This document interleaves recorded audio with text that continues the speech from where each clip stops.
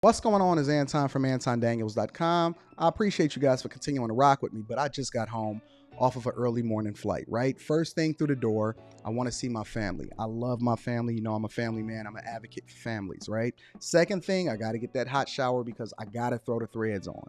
The threads make me feel like $1,000,000, but the third thing through my mind and all throughout the trip is that I gotta have that Teej pack. Teej makes my life uncomplicated. It's uncomplicated skincare for men. The first way that I started specifically was their level 1 system. It's a daily face wash to get rid of the dirt and grime on your skin. 2 times per week exfoliating scrub to get rid of the dead skin cells. An AM moisturizer with SPF 20 because you should always be protecting your skin from the sun. And a PM moisturizer to help your skin stay hydrated and healthy throughout the night. Here's the thing. My favorite part about Teej Henley is that every box comes with an instruction card that tells you when to use each product, how much to use, and in what order. They really making the process of achieving and maintaining amazing skin for men uncomplicated. In addition to amazing skin, members of Teej Henley get tons of benefits, including at least 20% off the retail price, the ability to customize your box, exclusive monthly deals, you can pause and cancel at any time, and you get free shipping. And because Teej Henley is sponsoring today's video, they're offering my viewers an amazing deal, right? Just click the first link in the description and you get 30% off your first box, plus a free gift. It's an amazing deal. You got to get started today. You're not out here trying to look like a Dusty. And if you travel as much as I do, which I'm sure most people don't, but you know me, I'm pushing my bag chasers in order to be in the top 5%, top 10%, top 1%. We got to make our lives uncomplicated, and Teej Henley is no better product. You got to look good. You got to smell good. And you can't be looking like a Dusty. Make sure you get started today. Click the link in the description. Get that Teej pack. Feel the Teej, my friends.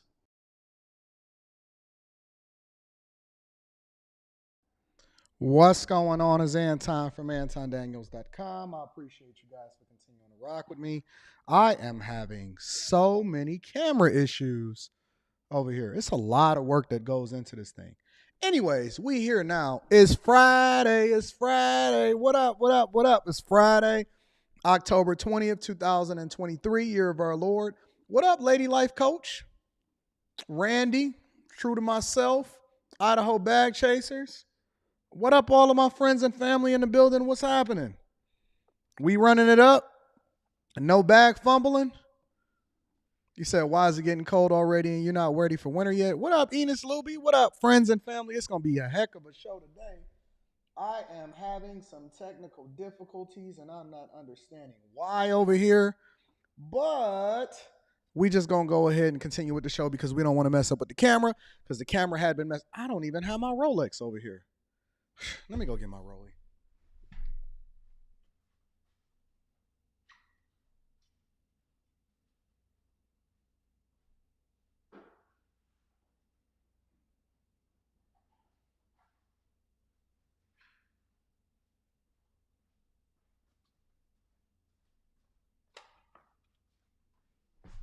It ain't a millionaire morning show unless we got the Rolex in the building. So what's going on, friends and family? Let me get a location check from the people. Where y'all checking in from? Don't give your bag to envy. Oh, man, it's going to be one of them shows today. What I like to do on a Friday, let me get a location check. What I like to do on a Friday is drop the link in the chat for the people to be able to come up and communicate any thoughts that they may disagree with. What up, Fantasy? She says, sir, would you don't like me going to get my Rolex? It ain't the millionaire. Man, listen, there's certain things on this show, this background, the black shirt, the Rolex. It's just certain things that happen on the show that we got to roll through. Anton is growing out his beard. I got full head of hair on my head because I'm shooting I'm shooting the Teej commercial this weekend. What up? Let me see where y'all checking in from. DC, Elk Grove, Arizona by way of Detroit, Austin, Texas, the Gym, Chi-Town, North Carolina, Indianapolis, Fayetteville, Sacramento, Atlanta, Jacksonville, New York by way of the Bronx, Jacksonville, Arkansas, Central Illinois, Houston, Phoenix, Seattle, Atlanta, Georgia, home of the Zesties. Harrisburg. What up, Dallas? What up, Houston? Detroit is in the building. What up, though? Seaside, Cali in the building. Sacramento, Sarasota, Maryland, Albuquerque, Oklahoma, Atlanta, Fort Worth, Louisiana. Louisiana's in Nashville, Miami Beach, Kissimmee, Florida. I'm going to be down in Florida this weekend, actually today. Bermuda, San Antonio, Hot Spire, Philly.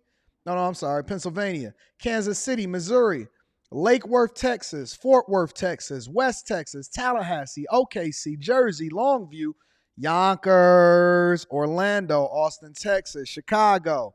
What's cracking? East Texas, Miami Beach, Chicago. I'm bringing y'all to the front of the congregation today. Arizona, Coral Springs, Aberdeen, Arizona, Minneapolis, Philly, Mesquite, Texas.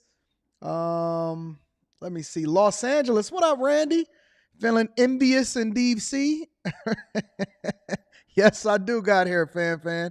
Chicago, Jacksonville, Waco, STL, St. Louis. St. Louis, I heard y'all is at the top. I'm going to bring y'all to the front of the congregation next week. I promise you. I'm bringing St. Louis to the front of the congregation next week, but I ain't have time to really go through it and say what it is that I got to say. Yo, Toronto, Mount Vernon, the Bronx. What up? Philadelphia in the building. What up, Alabama? I appreciate y'all for checking in, Mississippi. I love it. Somebody asked me the other day, they said, Anton, where's your favorite place to visit inside of the United States of America? Where is my favorite place? Obviously, home is home. And then Miami tends to be like a second home because I'm down there so much. And Dallas is almost becoming a third home, right? You know what my favorite place to visit inside of the United States of America? Biloxi, Mississippi. It is my favorite place to visit because Biloxi is a place where you can just get out of Dodge. People recognize you there, but you don't really see nobody. I stay at the Beau Rivage, which looks exactly like a miniature version or a slightly smaller version of the Bellagio in Vegas. And you got the pools, multiple pools. It's a vibe. Young people don't know nothing about it. They got multiple casinos. It look just like a Vegas strip over there. And the people is just down to earth and it's cool. Biloxi, Mississippi is my favorite place to visit in the United States of America, and I have not even been there this year. So I'm looking to make sure that I book a trip. And you know what else? Because they treat me like gold. They fly me special meat in from Japan over in Biloxi, Mississippi. Huh? Yeah, man, Biloxi, Mississippi is dope. I love Biloxi, and that is my spot, and I'm looking to tap into Biloxi as soon as I get over there. They got car shows down there. It's dope. I love Biloxi, Mississippi. What up, friends and family? Y'all ready to get started with the show? We got a lot to cover. We got to go through Richard Fain. We got to bring Chicago back to the front of the congregation. We got to talk about DJ Envy and Cesar over at iHeartRadio. I ain't really want to talk about it, but y'all forcing me to. What else we got on the front of the congregation? Oh, I did a tour, and I went and visited all of the people that were striking at the Detroit casinos. And I got a little bit more information of what was going on at the UAW. And I got to bring one more person to the front of the congregation, but we're going to get there. Make sure y'all tap into the Patreon. Link is in the description as well as pinned to the top of the chat. Also, on top of that, I will be reading super chats throughout the show. Shout out to my dog. Mike, that dude, is in the building, always holding me down. And then last but not least, make sure you tap into that Teach Pack, 30% off your first order plus a free gift. And if you are not a part of the Patreon, the link is in the description as well as pinned to the top of the chat. Y'all ready to get started today? Because we got to get through a lot before I drop that link in the chat for y'all to be able to come up here and start to have a conversation with Anton from AntonDaniels.com. Real Estate Jones, yes, we're going to talk about Richard Fain today. It might surprise you. I was surprised at what we got to talk about with regard to Richard Fain also, but we're going to get there. Let's start off first with this person, and I hate to start off with this person. It's not even something that I want to talk about here on the Millionaire Morning Show, but somebody sent me this early this morning. And I want to share it with you guys, and I'm going to give my thoughts quickly before we get started with the show.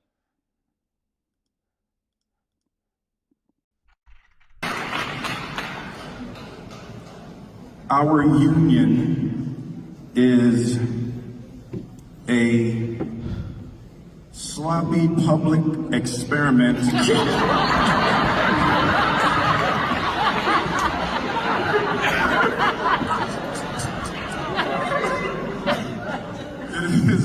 It is a sloppy public experiment in unconditional love.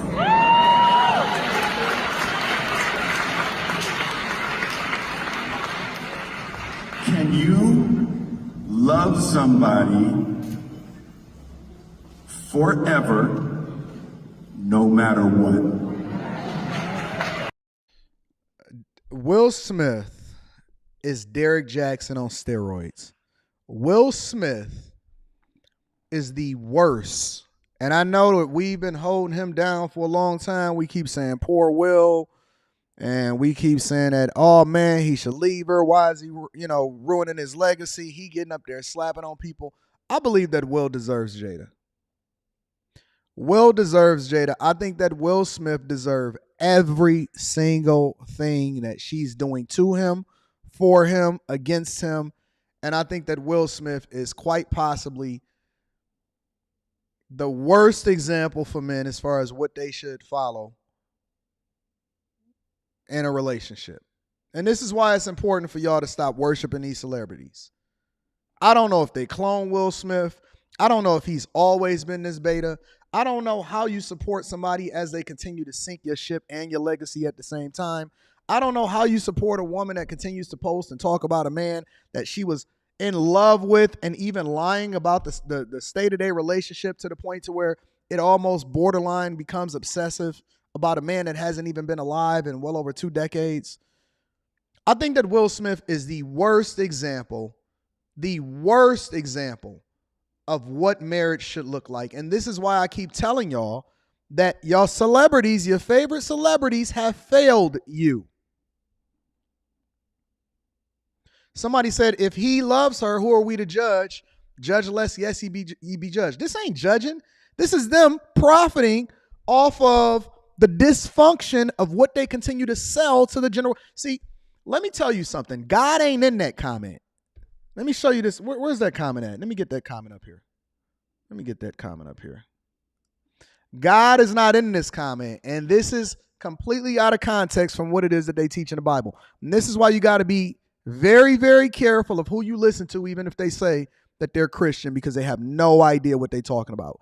You cannot use your relationship as an opportunity to level up, especially as far as what it is that you influence in other people in the general population, in the public. And you're an influencer because you are a celebrity and you're influencing them by using your relationship as a trampoline to not only profit off the people, but also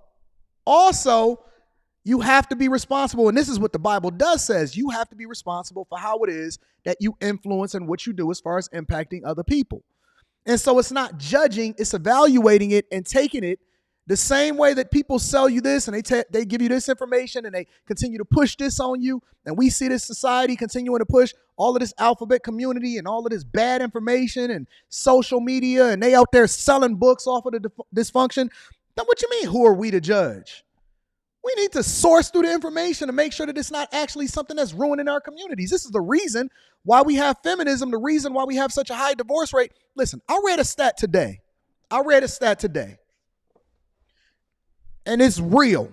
And I'm going to break it down next week on the Anton Daniels channel. I read a stat today that said that lesbian marriages have a divorce rate of 75%. Lesbian marriages have a divorce rate of roughly 75% now that we're starting to be able to parse through the data and information since marriage has become available for same-sex couples. Is that me judging who gets married as far as being same-sex, or is that me looking at the information, making an informed decision, and then continuing to give you insight on how you're supposed to move as far as what being successfully married looks like? You going to argue with the stats? You going to argue with the data and then say that's judging? If somebody is using and selling you a book and exposing all of the information of their relationship in order to profit, do we not have a responsibility to have a conversation about it? Because instead of just celebrating the dysfunction, but bringing people to the front of the congregation as far as having a conversation of what marriage is not supposed to look like, why you shouldn't follow these celebrities, and why they're not couples goals, why they continuing to put out these songs saying, I want that Jada and that Will love. Don't nobody want this love? Who want that? And this man is sitting up here celebrating dysfunction and then framing it in love. Can you love somebody considering no matter what they do to you? Man, everything is conditional. Everything inside of the word of God is conditional. It's an if-then statement. If you follow my will, if you suffer with me, if you keep my commandments. What are we talking about?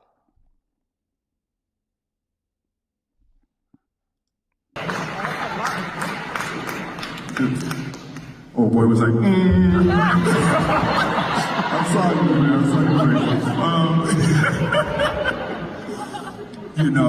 Can you show up and love somebody? No. For the rest of your life? No. Even when you don't agree with them? No. And let me tell you what love is. Love is doing the thing that's best for you, understanding that it's going to be best for them on the other side. You know what love is? Love is chastisement. Love is respect. Because if they don't love you, but you continue to give them this unconditional support, that's not love. That's called enabling. This is not love. This is called enabling. This is absolutely, positively one of the most pathetic men that I've ever seen in my entire life. And I'm tired of people just glossing over it and thinking that it's just, no, it's their fault. It's his fault for picking her. It's her fault for submitting to it. And it's their fault for continuing to sell y'all the narrative on the internet about how it is that you need to have that Jada and that Will love. This is complete dysfunction. There ain't nobody on earth except you, mommy. You, mommy. My mama. Bad as hell. You, mom. Nobody showed up for me more than you, mom. Real holding on to that. Jada is the best friend I have ever had on this planet. And I am going to show up for her and support her for the rest of my life.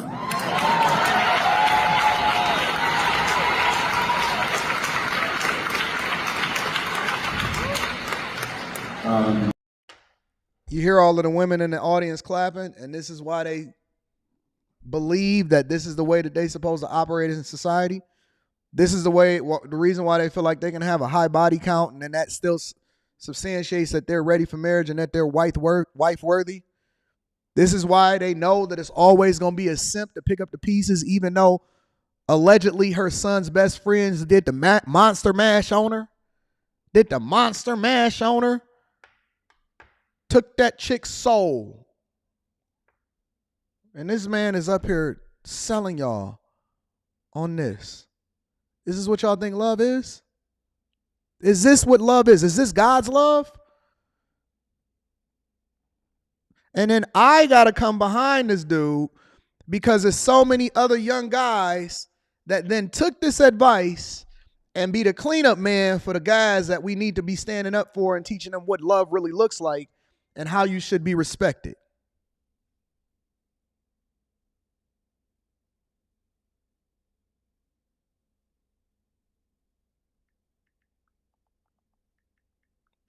Unreal.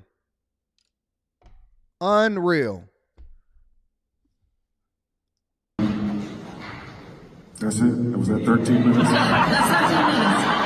That's 13 minutes, Will. That's 13 minutes. 13 minutes? Yes. Okay, that's very good. Here's the thing, I was in Papua New Guinea. I was like in Papua New Guinea, I was on the other side of the world for the last 3 weeks, and I didn't have no service. Right?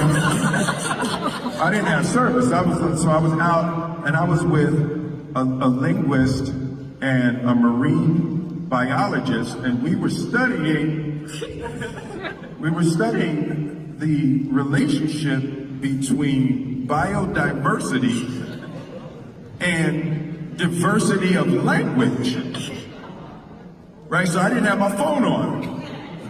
And then I landed in Sydney and my phone.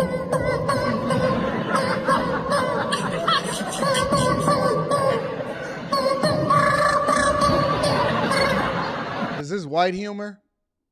Is this white humor? Jada, take it. Don't worry, I'm going to drop the link in the chat for y'all to be able to cam up this afternoon and say whatever it is that you want to say to me if you disagree with me. She said what? And I don't even believe this, because I don't even believe it. I believe that he knew exactly what was in that book, and he was willing to let her emasculate him for a profit. And that's why I believe that all of these celebrities that y'all see and that y'all continue to worship and y'all continue to model y'all life behind is demonic. They demonic. They human just like you, but they've been, I personally believe, in my opinion, that they're continuing to do the devil's work. Let me say it one more time for the people in the back. I want you to be absolutely positively clear on where I stand in these issues. I believe that these celebrities that are standing in front of you, continuing to pitch the devil's work to you, are doing the most demonic, ungodly things and leading you into a path of destruction. I said it very slow so that you can get it. The people that know, the people that see it, the people that have not sold their souls in order to continue to be in your presence, we know. We are paying attention and we standing on our square, and we're not going to be bamboozled. We're going to continue to do the work. We're going to continue to be a reflection of what God really wants you to do and how he wants you to live your life. And we are not going to continue to support this nonsense. That's where I stand on it. I'm sick of these people continuing to give y'all the recipe for disaster and y'all just supporting them, and I'm just rolling with them. Good God. Unreal. Let me read these super chats and we're going to really get started with the show. I guess this is the way it's going to go on a Friday afternoon. Trey D in the building. Shout out to Trey D. Trey D says, King Simp God, mental illness or both? Demonic. It's all demonic in my opinion. Lil Black Duck 2001 in the building says, I would watch the S out to gay divorce court. You'll watch the S out of gay divorce court? Interesting. Thank you for the 2-ball. Civ Lap in the building says, lesbian divorce rate shows that they are no better at marriage than heteros. Who would have thunk it? Tried to warn y'all all of this time, but y'all keep telling us about how it is that they need to be raising kids. Okay, I guess we're going to have a different type of discussion this afternoon. Black Beauty says, he know who did it. He know who he did. Black Beauty in the building. Establishment Pump Fake says, sounds like Will is reading a hostage statement. No, he ain't no hostage. He a part of the establishment, in my opinion. Kobe Jordan says, why is he doing this? Will can have any woman, he been cloned. King of simps, man. King of simps. Messy Mathematician is in the building. Shout out to Messy. Says, I submit that the healthiest love is conditional. It is conditional because they have to respect you. My father always told me growing up, Anton, he asked me the question. He said, would you rather have their love or would you rather have their respect? I said, give me the respect. He said, you're a wise young man. Always take respect over their love, because what they think is love is not love, it's disrespect. When they respect you, that's how they show you that they love you. That's what having a strong father will teach you. Says, condition is on respect and duty foremost. The idea that you should nourish the bond with the person who belittles or invalidates you is abusive, and I agree with you. Thank you, Messi. Martin Meck is in the building, says, red flag, this is Adam 22 behavior. No, this is Adam and Eve behavior, fam. Shout out to Martin Meck. Classy Beat says, good morning, AD. There's no way people think this is normal. This is crazy, man. No, man, y'all be surprised how crazy people are. Y'all will be surprised how crazy people are. Jason Lee says, good morning. Good morning, Jason Lee. I appreciate you. Let me also look at what we got going on over here on Cash App, because I want to make sure that I acknowledge the people on Cash App. Shout out to Taurus Morgan in the building. I appreciate you. Let me give you that applause. For the 15 ball. And again, I want to acknowledge Mitchell Jones for the 20 ball. On Cash App. Thank you, my friends. Let's go ahead and get started with the show. Y'all ready to really get to it? It's going to be a wild Friday. I had to cancel a meeting with my financial advisor over at Chase. I have multiple different financial advisors over at Chase in order to make sure that I'm going to get y'all up on this panel. For everybody that disagree with me today, we going to have a show today. So I had an opportunity to do a little bit of research yesterday. And if any of you guys are subscribed to my other channel, the Anton Daniels channel, if any of you guys are subscribed to the other channel, the Anton Daniels channel, I'm going to be reading super chat shortly. Then you got a little bit of a glimpse of what I was able to see as far as the striking people. I'm going to get to Richard Fain. Don't worry, I'm going to get to that. It's not as bad as you think, but I'm going to get to Richard Fain. I had an opportunity, shout out to Daniel, I'm going to read that super chat shortly, to do a little bit of research. So before I share with you my research, and before I bring Chicago to the front of the congregation, let me go ahead and give you a little bit of insight on what's going on as far as the auto crisis in the UAW. Has laid off 150 additional employees at the Sterling Axle plant amid the ongoing UAW strike. The hourly employees were told not to report to work yesterday, bringing the total number of layoffs at the facility to 418. Sterling produces axles for the Ford Super Duty and other vehicles that are assembled at the shuttered Kentucky truck plant. Right now, more than 16,000 Ford workers are striking, along with more than 2,700 workers who have been laid off at 10 sites. So, more people are continuing to be laid off, all right? But I also want to bring you up to date on what's going on as far as the sentiment of the people that are on the picket lines. Now, let me be very clear. From what I've gathered, and I could be wrong, and this is why I'm opening it up. No. That's just 418 layoffs at that particular site. There are thousands of layoffs in the auto industry right now, but we're going to get to that. Why they getting their little $500? All right, cool. Because I know that in the beginning, y'all was all gung-ho. Everybody had a lot of vigor. Everybody was standing on their square, and we supported and all of this stuff, right? Okay, cool. We in week 5. 35 days, week 5. Week 5. All right? And these people that are on the picket line, I heard, and I'm open to correction, that if they don't put in their time on the picket line, they don't get their $500. So y'all incentivizing people to hold up signs that don't even want to be out there. Well, let's see what the sentiment of y'all remember how people were when they first started? Let's see what the sentiment of the people are now that we in week 5. A patient seems to be wearing thin for some members of the UAW. We are 5 weeks into the strike against Detroit's big 3 automakers. And as Dave Kinchman reports, some members are urging union leaders to get them back on the assembly line. Mr. Fain, get us back to work. Enough's enough.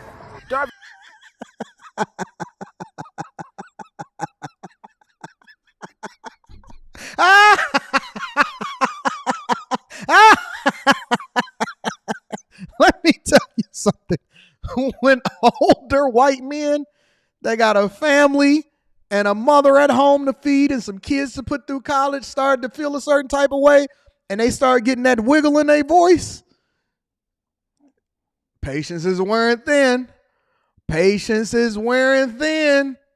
Let me tell you something. You start tapping them pockets, and by the time you get to week 5, and it ain't no food on the table, and they start getting that wiggle in their voice, and they start going against the leadership. Hey, Mr. Fain, you get us back to work. God damn. All of a sudden, that humility started to hit your spirit a little bit. Ain't nothing like humility when you start running out of. Nothing humbles a man more than humility. When that paycheck ain't hitting, all of a sudden, the employer that was the big bad wolf when y'all was wearing the Eat the Rich shirts, that started changing over into, you know what, I'm just appreciative to be here. Remember when y'all first got that job that y'all loved?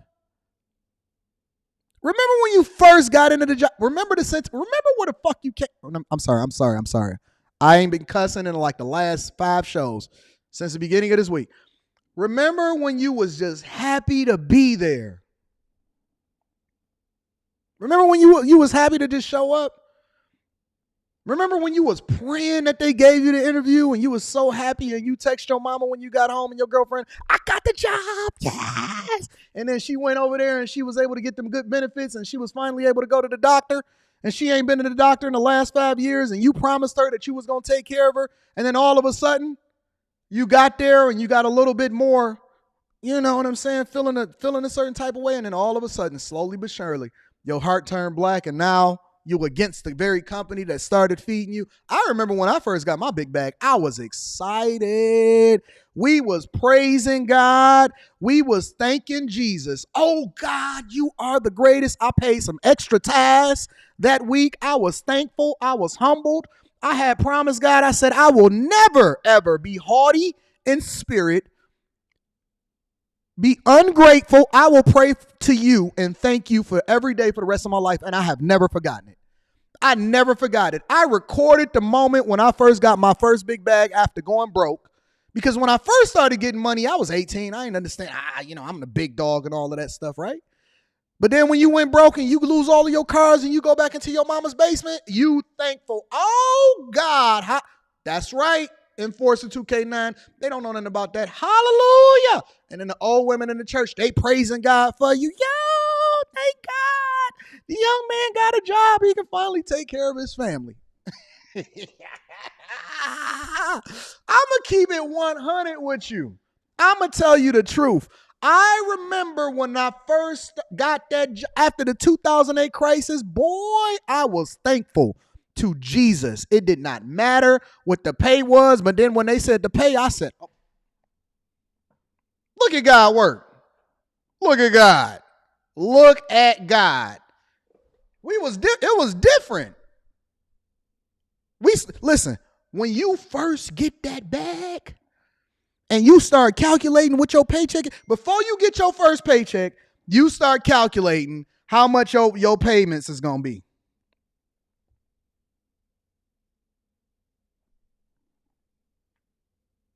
That's a fact, though.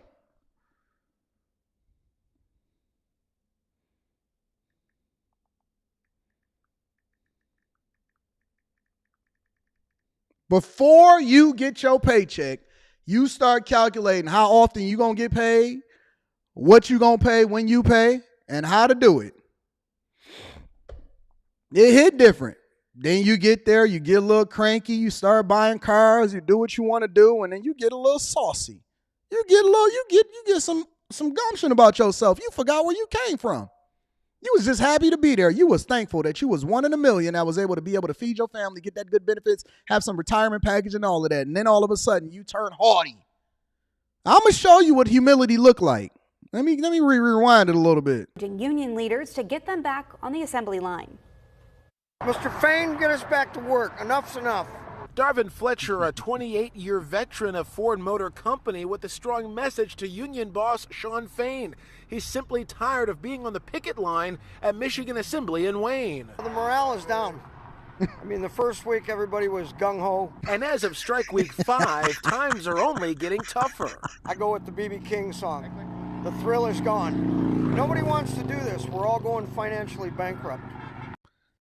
That's a man that's telling you the truth. He telling you what everybody, he ain't afraid to say what everybody is thinking behind him. It ain't nothing like an older white man that got on a baseball cap that's ready to go back to where he said, hey man, listen, I'm going to just be honest with you. The morale is down over here. First week we was there. It's cold outside. Christmas is coming. New Year's is coming. It's tight out here. We need our jobs. We need our jobs. Straight up and down. We's tired, boss. Everybody out here is broke. We broke. Bankrupt. You know, we weren't even getting a full 40 hours a week since like May. And now to be handed $500 a week before taxes, it's killing us. Ooh, and y'all getting taxes taken out of y'all $500? And y'all get taxes taken out of y'all 500 bands?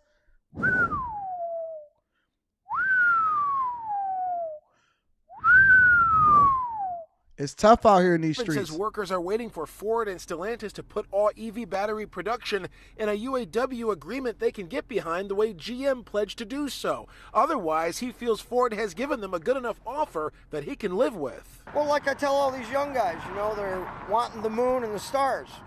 Take what you can get before you lose what you got. Meantime, experts watching the auto industry say the strike has prompted a widening shortage of mid-sized trucks, which were already in short supply when the strike began back in mid-September. If you're looking for a Ranger or a Colorado, it may be many months until you can actually find sort of the one you're looking for, because it will take a while to. Let me tell you something. They out there on the dealership lots right now.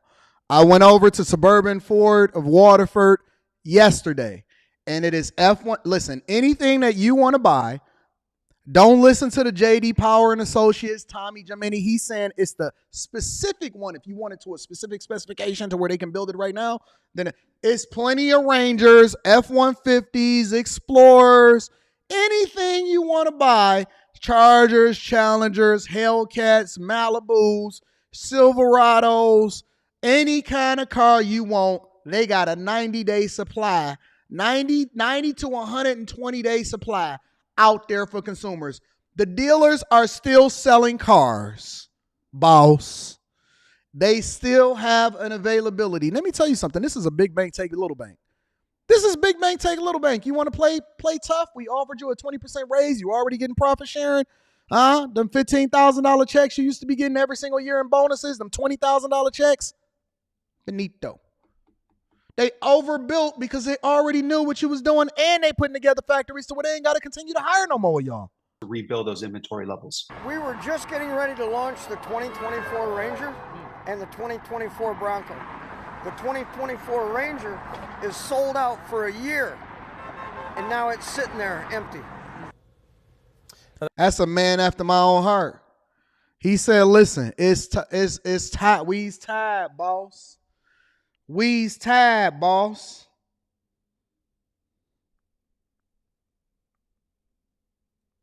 Hold on. Let me make a phone call real quick. Sorry about that, y'all. Rita is texting. Hang on, boy. Did I hear my phone keep going on?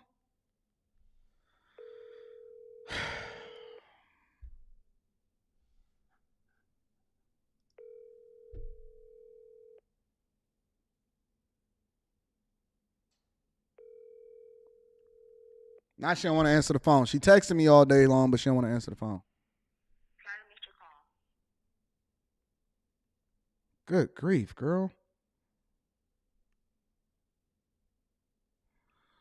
All right, but let's continue. So I did a little bit of research, right? And I know that the people are tired, especially the UAW striking members, they tired.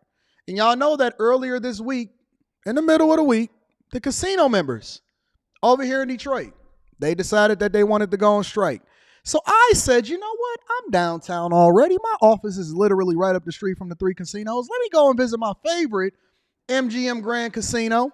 That's where I usually have all of my people staying that come into town. I give them the presidential suite and all of that stuff, right? I said, let me go over here and see what it is that they got going over here at MGM Grand Casino. Let's go. Ooh, you got the pair. Yeah. Let me preface this video by saying that I did a little bit of gambling while I was there. I seen some of my favorite dealers on the floor. And this is the interesting part. I'm going to give you a little bit of insight into this. We're going to split those. Yeah, let's split them. Yeah, let's split them. These is $100 chips, by the way. And I got 300 a piece on the table. You know what to do with that one. That's a no-brainer. No worry, no worry. Let's bust. Yeah, we about to bust that. Let's bust. Bust that out. I had a little bit of fun. I'm splitting sixes. Over there at MGM Grand. I split sixes. When I see a 4, 5, or a 6 on a face card, I split sixes. Hey, baby. Hello, my love. Do they take a wire? So when you called, I was on the phone with her, and I don't think that they do. She doesn't quite even understand like what that is. So she said she about to call the bank and call her bank and find out if she can do it, and she'll call me back. How much do they want? It's 28,000. Okay. Because if they don't take a wire, we got a flight today, then I'll just pay them on Monday, and we could just give them a cashier's check. Are they cool with that? Yeah, I mean, she said if the wire don't go through, then we can just do the cashier's check. That's fine. Tell her to get the bank information and all of that and send it over, and then I'll try to get the wire to them today. If not, then they could just take the cashier's check on Monday. All her bank information is what she's saying, basically. Okay. But I'll let you know when she call me back. Okay. All right, bye. Bye. See all of those striking workers right there? It's crazy. Somebody said that they allow me to have the phone out at the table. Of course they let me have my phone out at the table. Anton Daniels. Spent a lot of money in that place. It's getting cold outside. It's a lot of them. I didn't even think it would be that many of them. Look at all those people striking. And they all still striking. And MGM still open for business. What do you guys say that we go ahead and take a tour and see how MGM is being affected, which we don't know the financials, but how about we go and see how MGM is being affected by what's happening out here? I think they get strike pay too, right? Just like the UAW workers. Dang, this line is long. It's a lot longer than I anticipated it being. They got porta potties out there.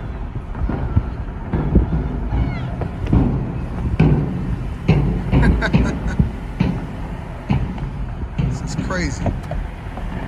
Am I gonna be the bad guy by going in here and trying to see what's going on? Sheesh.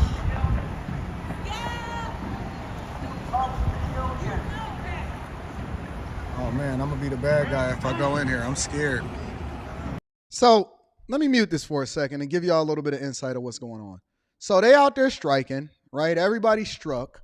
And they over there calling scabs. They telling people that they scabs that's going in there. I guess it's both people that actually work there and people that customers.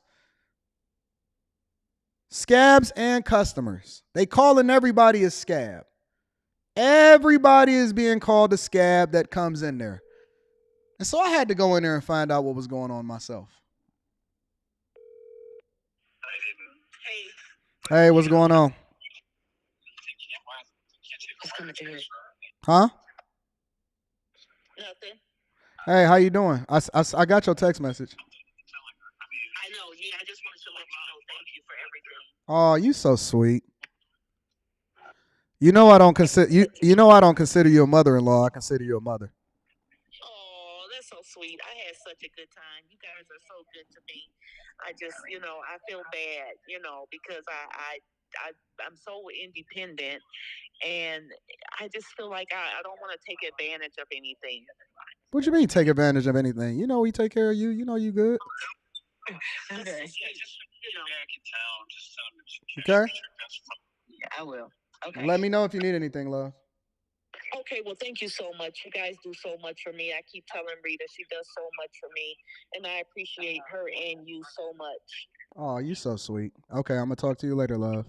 Okay, thank you. All right, bye. Okay, bye-bye. So anyways, I go into the casino, and I need to know what's going on. And what I found was that as I went to the cages, there was people working. And then when I went out on the floor, and this was a Thursday afternoon, right after I got off to the Millionaire More show, right? When I got off the floor, look at all of these people in the casino. Listen, it was booming. It was booming. It was people. I seen some videos on TikTok and they was like, ain't nobody in here. We gonna break the casinos. It's people everywhere. Every slot machine was booming. We was at the tables running it up. I think I made like $1,700 and then I tipped them. Actually, I had made like $18.50. I tipped them $250 and then I got out of there. It's booming in there. I don't know if they bringing in workers from out of town. I had some of my favorite pit bosses dealing to me. They literally came over to the table and started dealing to me, and that was one of the people. My favorite pit boss was over there dealing to me. I asked the lady at the cage, I said, hey, ma'am, are y'all also unionized? She was like, mm-hmm. I said, what you doing in here? She said, I'm working. She said, I got a family to feed. I said, okay. Let me tell you something. People ain't messing around. They got bills to pay. They got families to feed. It's things to do. It's stuff happening out here. Mama need a new hip. Daddy need a new knee. When you say that you don't want to do it, somebody else come behind you and they be like, all right, I got you. Look at all of those people. People in there. I got me a new free blender. Everything was pumping and bumping and doing the same thing that it was doing. And I said, is this a Thursday? I went in there, I got my free play, swiped the kiosk. They gave me $125 in free play, a free blender, and then they gave me $1,600 after I tipped the dealers to go ahead and go about my way. I said, okay, I see what's really happening out here. Look, they gave me free table game offers. I had to document what was going on. Yeah. Everything was still happening. Everything was still playing. You see the pit? Plenty of people was over there at the pit gambling. There's plenty happening. I had me a good old time in a half hour. And I did all of that in a half hour, bro. And then this is what was happening as I was leaving the casino. It's interesting. Let me show y'all what was happening as I was leaving.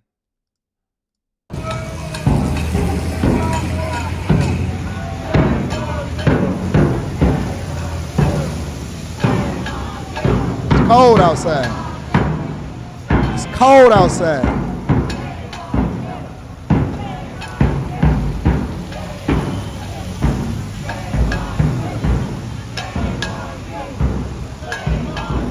Let me tell you something, bro. I hate to say it, but I'm going to be absolutely transparent about it. It's already too late.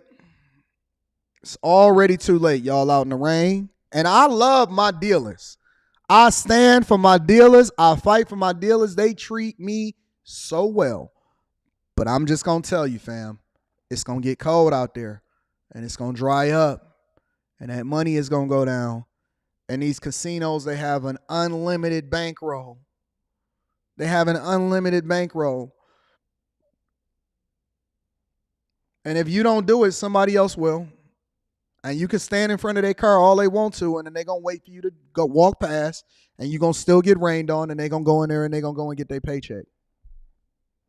Stop being dependent on these large corporations in order for you to survive in the first place. Inflation is up, housing prices, interest rates,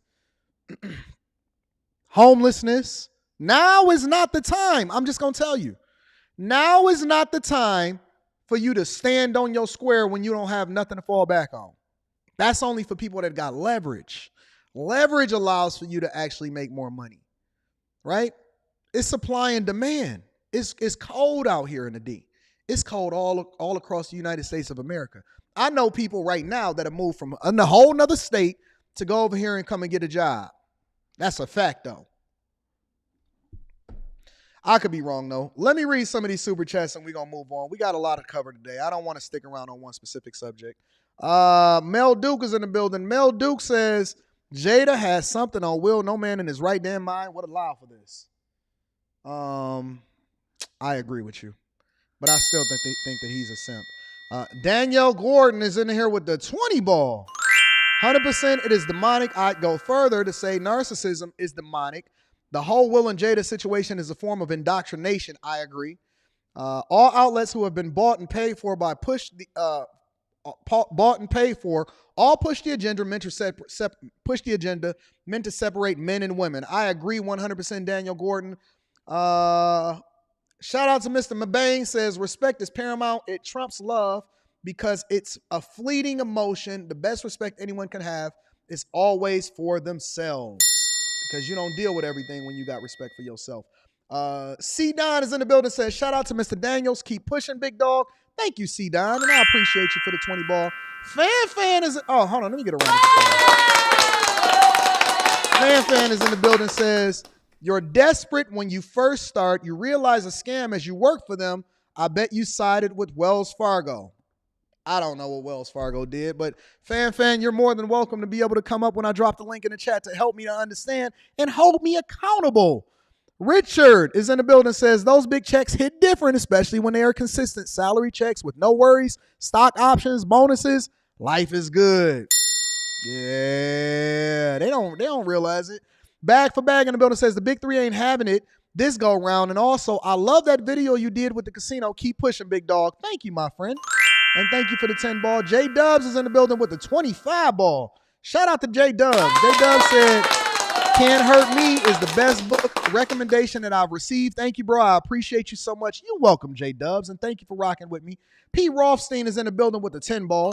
Says, Anton, why are so many people nowadays overvaluing themselves? Because they think that they deserve it regardless of whether or not they can earn it.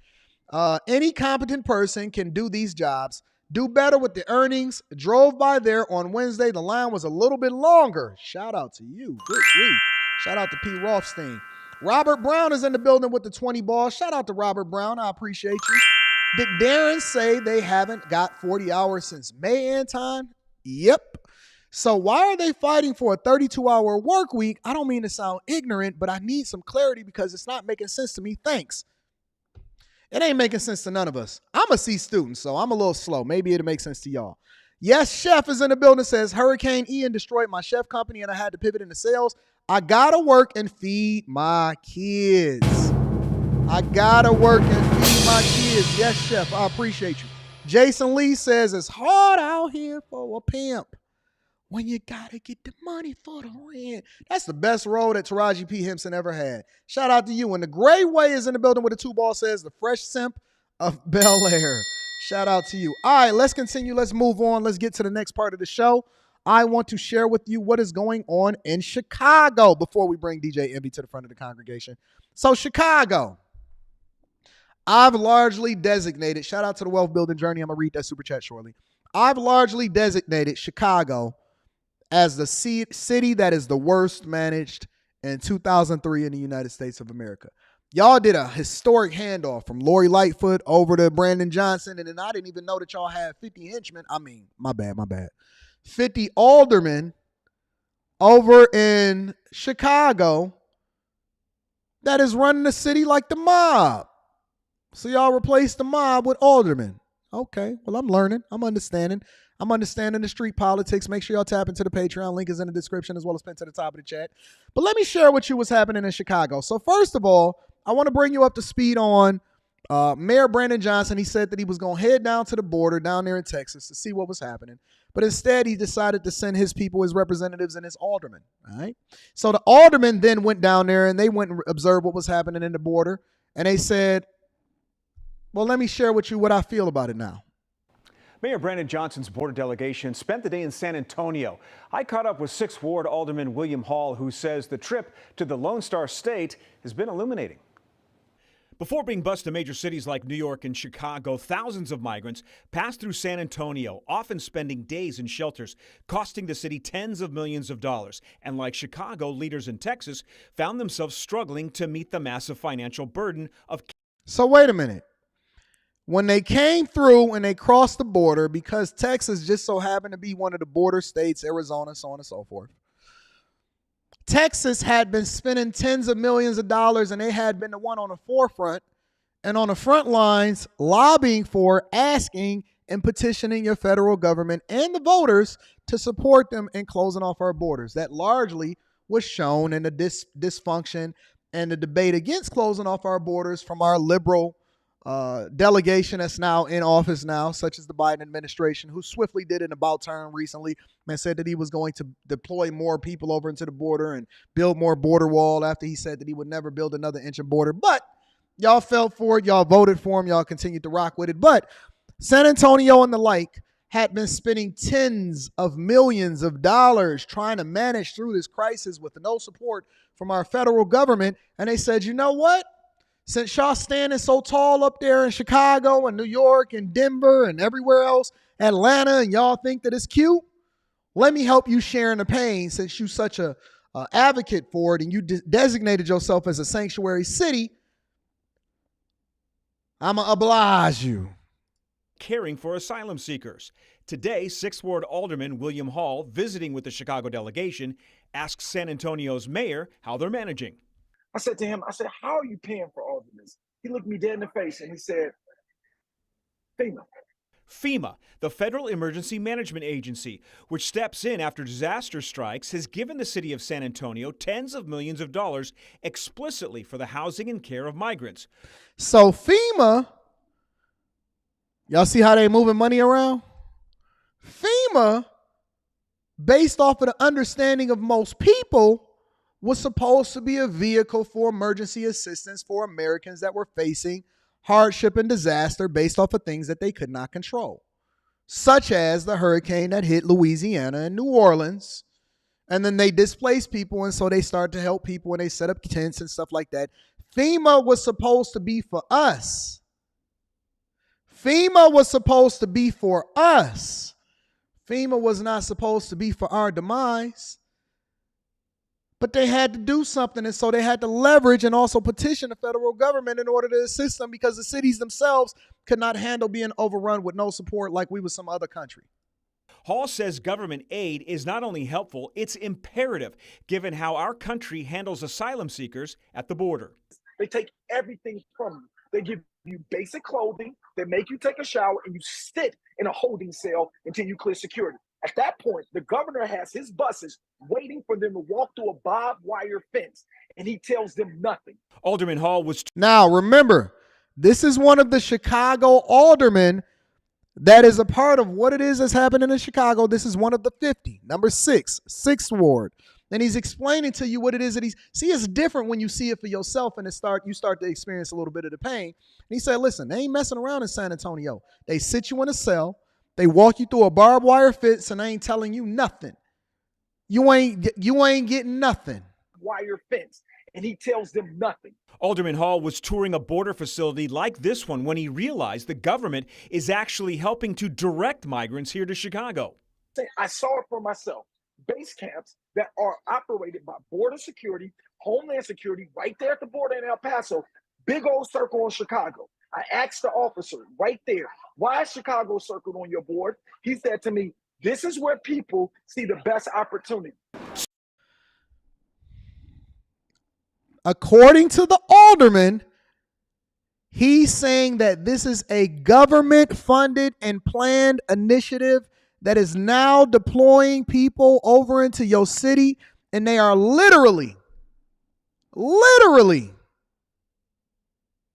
providing infrastructure, funding, agents, and different government bodies to flood your cities with migrants.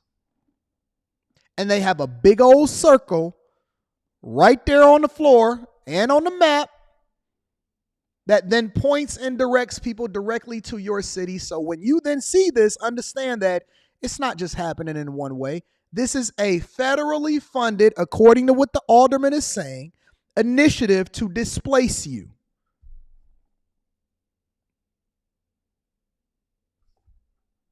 Soon to return to Chicago, Hall is now more convinced than ever that the solution to the skyrocketing cost of sheltering migrants here should come from one place and one place only. If the president of the United States can write over $10 billion in funding for a war, then he can write clearly a check for $300 million to level our budget to deal with his crisis. He's saying, listen, Biden is the culprit behind what is happening, and we need the president to step up and fix this, since they are the ones that are responsible for what is going on out here in these streets. Meanwhile, back in Chicago, and I don't want to take credit for this, but I think that I'm the person that's at the forefront of it as far as YouTubers, because everybody else got you concerned with things that don't affect you. But Chicago, let me tell y'all something, Chicago, before I play this. Y'all should be thanking me. Everybody in Chicago, for all of the hard work that I've been doing all this year in order to bring visibility to the issues that y'all are facing in y'all city, you should not be mad at me. You should be thanking me. I want everybody from Chicago, when you decide that you want to cam up or call up to the show today when I drop the link in the chat, I want you to thank me. I want you to thank me. I'm not going to wait for you to give me my praise. I'm going to request my praise because I am the only person that has been consistent with bringing Chicago and bringing visibility and doing the research and making the phone calls. And I will soon be broaching your city and your borders because you are a sanctuary city to find out exactly what it's like on the ground, the same way that I'm on the ground with regard to these strikes and the casino workers and the UAW members and so on and so forth. In St. Louis, I'm coming to visit you. Atlanta, I'm coming to see what's happening over there. New York, you coming to the front of the congregation. Seattle, yes. Portland, gotcha. Oakland, coming. LA, coming through. San Francisco, I'm coming to see the evictions over in Houston. Yes, I will be coming to a city near you to find out exactly what is going on, because if you won't hold your public officials accountable and if you don't show up to the polls and if you keep voting for it, I'm just going to bring it to the front of the congregation in order to highlight why you should or shouldn't and then inform you of why you're then voting for your own demise. Everybody in Chicago, you should be thanking me. Frankincense and myrrh laid down at my feet. Let me show you what the people of Chicago are now. Now they want to start feeling a certain type of way. This is what they're dealing with.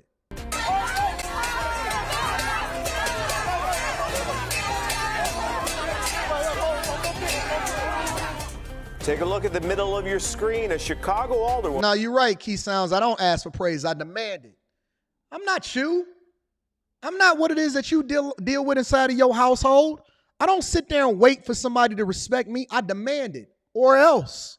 And if you don't want that easy fix and you don't want to give me my praise and you don't want to support me, well, then I'm going to go 10 times harder. I don't care about what you think. I know who I am, and I'm standing on this, and this is the reason why we're here in the first place, is because you waiting on somebody to do something for you. I take what it is that I want. Swarmed by a group of protesters angry over a plan to house migrants in Brighton Park.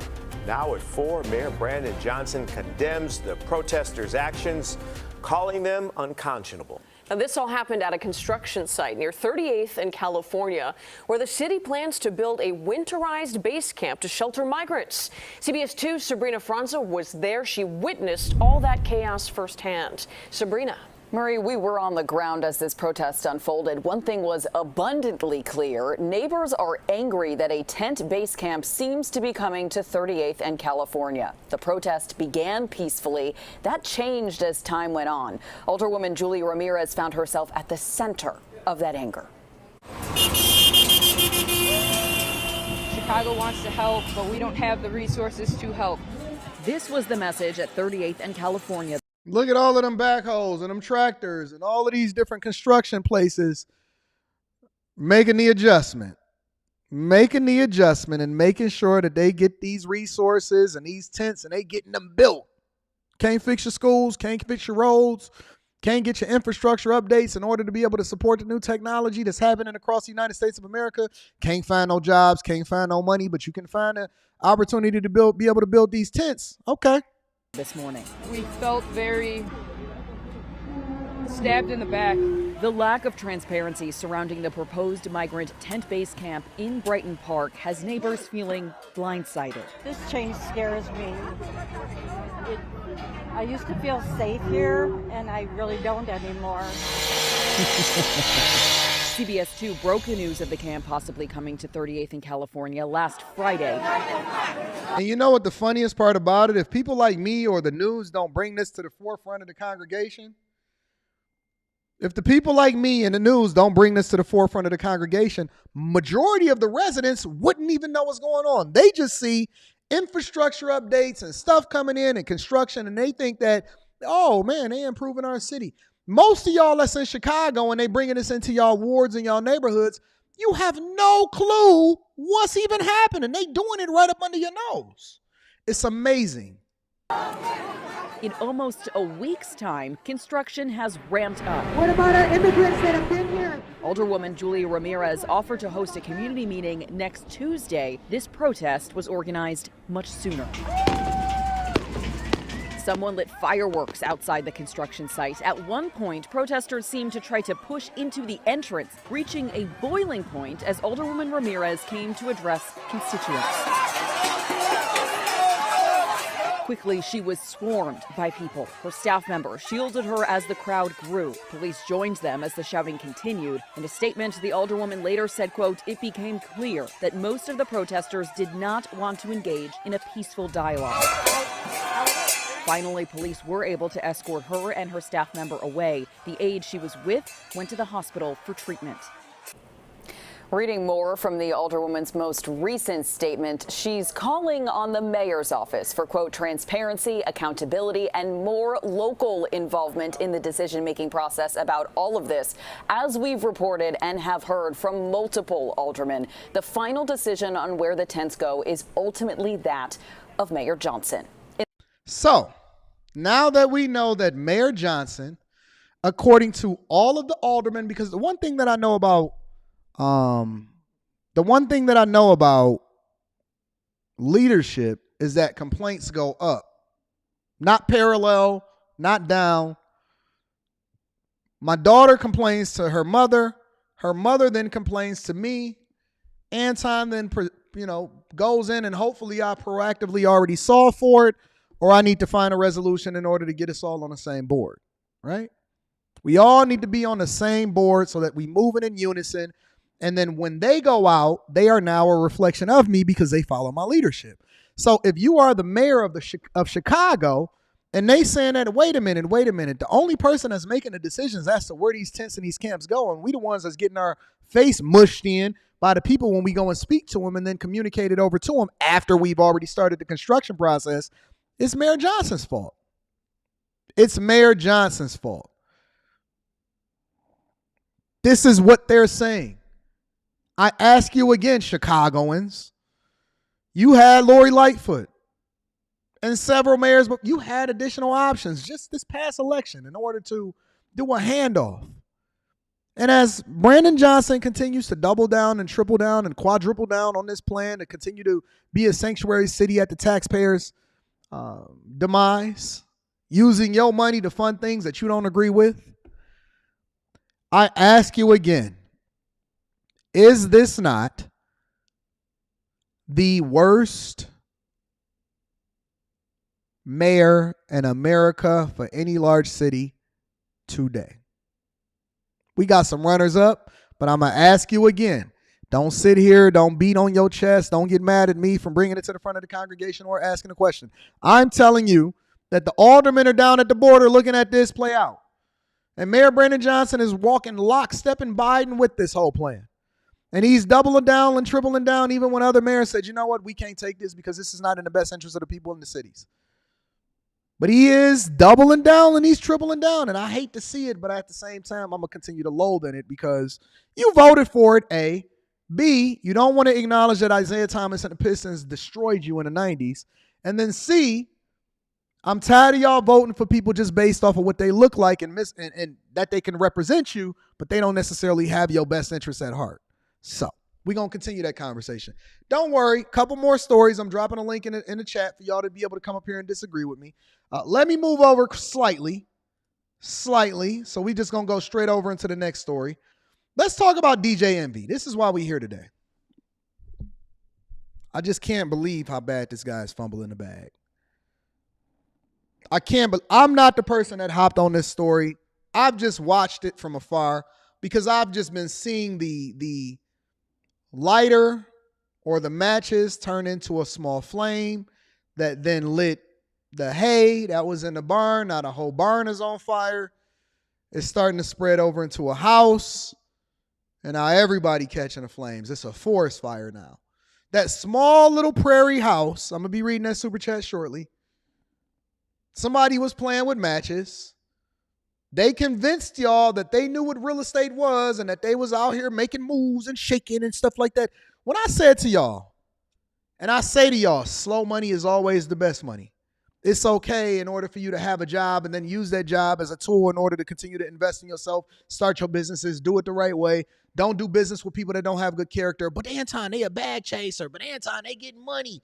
You wouldn't do business with them. They out here getting money. They got clout. They got visibility. I said, nah, I'm straight. I don't do business with everybody. Character matters. Go back and look at it. Almost every stream, all last year, the year before, earlier this year, Anton, you wouldn't do business with this person? Absolutely not. I got into a whole war of words with Glendon Cameron, and y'all sat there and y'all came after me. But now look at me. Now look at us. Look at where we are today. I'm always focused on the long term. I play long ball. I don't play that short ball with y'all. And I said, listen, I don't do business with people just because they may be able to get some money. I need to know who you are. I need to understand your character. I need to know whether or not you're moving this way or moving that way. And I can't even be associated with people that move a certain way. You know why? Because then it ruins my reputation. And DJ Envy allegedly is not even the person that's at the forefront of this movement. But Cesar has apparently been arrested, and DJ Envy is under fire. I heard that they raided the iHeartRadio studios, and I think his job is on the line. But let's go ahead and explore this, and let's see what it is. Let's get it out there. I'm going to share this with y'all. This is recently reported. Make sure y'all hit a like for the out. Is the likes disrespectful? We got over 2,100 people in here live streaming, and the likes is disrespectful? We're back now with an I-Team exclusive. Less than a week after we broke the story of investors who say they were scammed in a real estate venture promoted by radio host DJ Envy, there is a major development. DJ Envy's longtime business partner has been arrested by federal agents in New Jersey. Cesar Pina has been charged with fraud. Investigative reporter Sarah Wallace has been all over the story. She has the latest from federal court in Newark. Cesar Pina arrested by the feds this morning on a charge of wire fraud and brought here to the federal courthouse in Newark. They say this may be just the beginning. He could face additional charges of money laundering. Ain't nothing like money laundering. And listen. When I start seeing, it's two things that I don't like. It's two words that I don't like. Fed and IRS. Fed and the IRS. I do not like it. I am not a fan of it. I do not appreciate it, nor do I want to be a part of anything related to Fed investigation or IRS. I don't play with either one of them. And I'm glad that my parents instilled some things in me earlier in my life that has prevented me from ever putting myself in a position. I don't care if it was a PPP loan. I don't care if it's unemployment insurance. I don't care what it is. Leave me out of it when it has anything to do with the metal handcuffs, them bracelets, and doing time. I'm not built for it. I interviewed Felice Johnson. I seen what they do to people inside of there. I'm good. I'm straight. I'm not fighting for my freedom. You might know him on Instagram as Flippin' NJ, my friend Cesar Pina. DJ Envy often had his pal, Cesar Pina, on the radio host's The Breakfast Club show. Started with no money, and here I am, $50 million later in real estate. If a dude tell you I started with no money and now here I am, $50 million in real estate, and they can't show you no receipts, they can't show you a W-2 or brokerage account or nothing like that. Here's my question. And this is the thing that I've always been wondering and I've always been curious about. Before we start to show this, if I'm rich, wouldn't I be funding your business, but you wouldn't be funding mine? If I'm rich, if I'm getting money like that, if I'm a bag chaser, right? If I'm giving people advice on how to move a little bit differently, just curious, what do I need your money for in order for me to continue to do what it is that I do from a business perspective?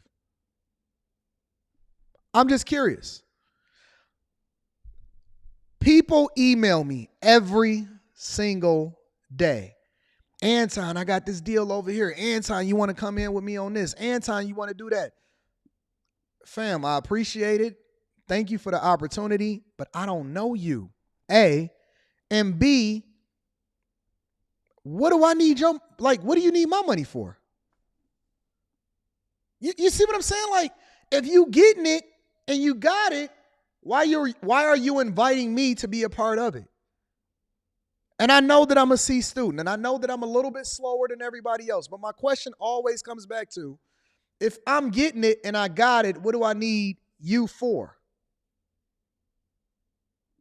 No, your phone is trash. I'm not muted. I'm talking regular. Everybody else can hear me but you, big dog. You see what I'm saying? Like, I don't need anybody to fund me building my houses. I'm building them on my own with no help. I don't even need a bank. I'm building it out of my own pocket. Why do I need you? If you sitting on 30 million, 50 million, if you a deca millionaire like I ain't got nothing. Don't even worry about me. If you getting it, if you a millionaire, you deca millionaire, you got good credit, you doing all of this, you got all of the sauce, you know how to do the hard money lenders. What do you need my money for? I can't figure it out, honestly. Honestly.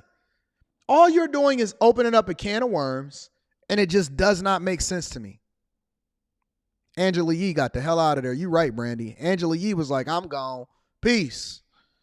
I never understood it. The first rule, whether you're reading Rich Dad, Poor Dad, or you going on a random walk down Wall Street, or you talk to any investor, they literally say, mind your own business, meaning that why would you then be requesting it from me or giving me advice on it if you're not already doing it, if you're not a part of it, which is one of the reasons why they talk about financial advisors and stuff, and a lot of that. Like, how you going to give me advice, but you ain't invested in it?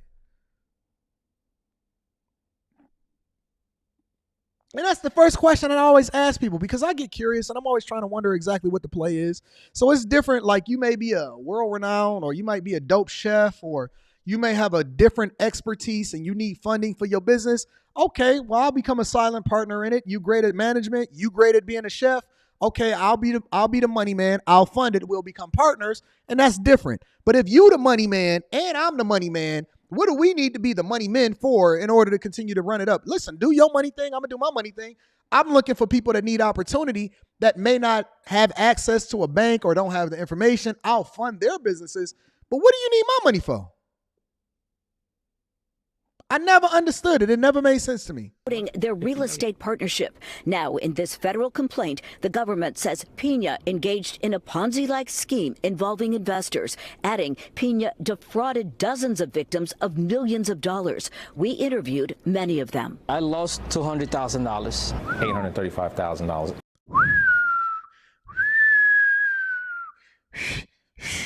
They ain't said they lost $835. He said he lost Shout out to Siri. They didn't say they lost $835. See, listen, you take $800 from me and you going to have problems. Because if you take $800 from me, that means that you feel comfortable taking $8,000 from me. If you take $800 from me, that means you would take $800,000 from me. If you take $80 from me and you I'm not even loaning you no money no more. I'm not loaning you nothing. If you take $80 from me, you said you was going to pay it back, man, you're going to have a problem. Man, you go $50,000, $100,000, $800,000. Y'all liquid like that? Y'all liquid 800 bands? Where you getting 800,000 from? Who liquid $800,000 as a regular everyday person? I'm not. I ain't got 800 to give you. In total, I lost a total of $64,000. I lost $1 million. Envy, whose real name is Rashawn Casey, was not charged. But many of the alleged victims say they were influenced by his celebrity. He's advertising this all over the radio and on television. Investors say Pina promised he would rehab and flip distressed properties, many in Patterson, giving a 30% profit within months. If somebody ever tells you that they can give you a 30%, Warren Buffett says that if you can get an 8 to 10 to 12% return, you killing it. If you can get an annual 8 to 10 to 12% return, that you killing it out here in these streets. If somebody comes to you, listen, if somebody ever comes to you and they say, yo, fam, I can get you a 30% return on your money, and they supposedly already a deca millionaire, red flag, fam. Red flag, fam. I personally know nobody that can get you a 30% return within months. I personally, myself included, know nobody that can get you a 30% return, that can promise you and guarantee you a 30% return on your investment within months. I don't know anybody in the world personally that can get you a 30% return on your investment in months. Because if you making 30% as a result of giving it to me, then what am I making as a result of it? That means I got to be making way more than that, right? Dozens have now filed lawsuits saying they never got any of their investment back. Pina is accused of pocketing $17 million from just 4 properties. As news broke of his arrest, we were interviewing Jeff Robinson, who owns a food truck and car wash in Patterson. My son was my world, and these people took advantage. His son, Jeff Jr., tragically died in a car accident 6 months ago. All right, listen. I'm no conspiracy theorist. But when people start popping up and disappearing, I'm out of Dodge, fam. If people start popping up and disappearing, I'm out of Dodge. Because these dudes are street dudes, man. All of these people that's out here running around and doing all of this other stuff, man, these is not institutional investors. These is not college-educated people. These are not people that, man, what the people start disappearing? Bodies is piling up. Money is missing. You start talking about M's, let alone 17 million. People losing the M's and money. Man, I'm out. I don't want to be associated. Let me take my little money, my little penny pension that I got going on over here at the Millionaire Morning Show, and I'm good. When people start crying because their son is missing, I'm good, fam. Leaving 2 children behind. Jeff Jr. had invested $325,000 with Pina in this Passaic property. The dad says Pina then went dark. A month after I buried my son, I called Cesar. Oh, bro, I'm going to meet you. I have text correspondence with Cesar, text messages. Oh, I'm running a little behind. He never met me here. But my main concern is getting what's due to those children. It's not fair. The comfort would be when my grandkids are in position when they have trust accounts with that money that he owes those children. Pina pleaded not guilty. He has to post a $1 million bond and is being released on electronic monitoring. And he already posted. He cannot leave the state of New Jersey. No comment from DJNV. An inside source tells us that the iHeartRadio offices were visited by the feds who took out electronic equipment as part of this investigation. When the feds start showing up at your door and they start taking electronic equipment and they start showing up at your job, that's an issue, bro.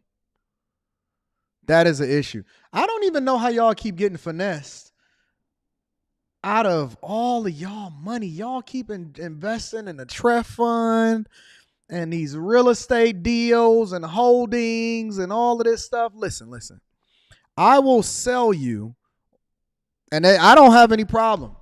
Listen, I have no problem with people giving you information based off of selling you, right? Services, contractor work. Maybe they can dig a hole for you. No, don't dig no holes for me. Maybe they can be a plumber. They could sell you on their services. They could sell you on their insight, information, knowledge, or whatever.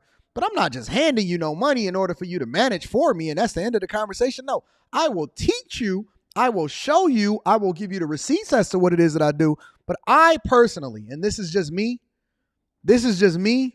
I don't feel comfortable handling other people's money. I would not even be a financial advisor. Like, I am not comfortable even being a financial. Even when I give you what it is, y'all say, Anton, what stocks did you get? I say, I'm not telling you what it is that you should do. I'm going to tell you what I do and why I see it that way. And then you're going to have to use your own insight information to do your own research to determine whether or not this is a good flip for you. I do not want to handle anybody else's money.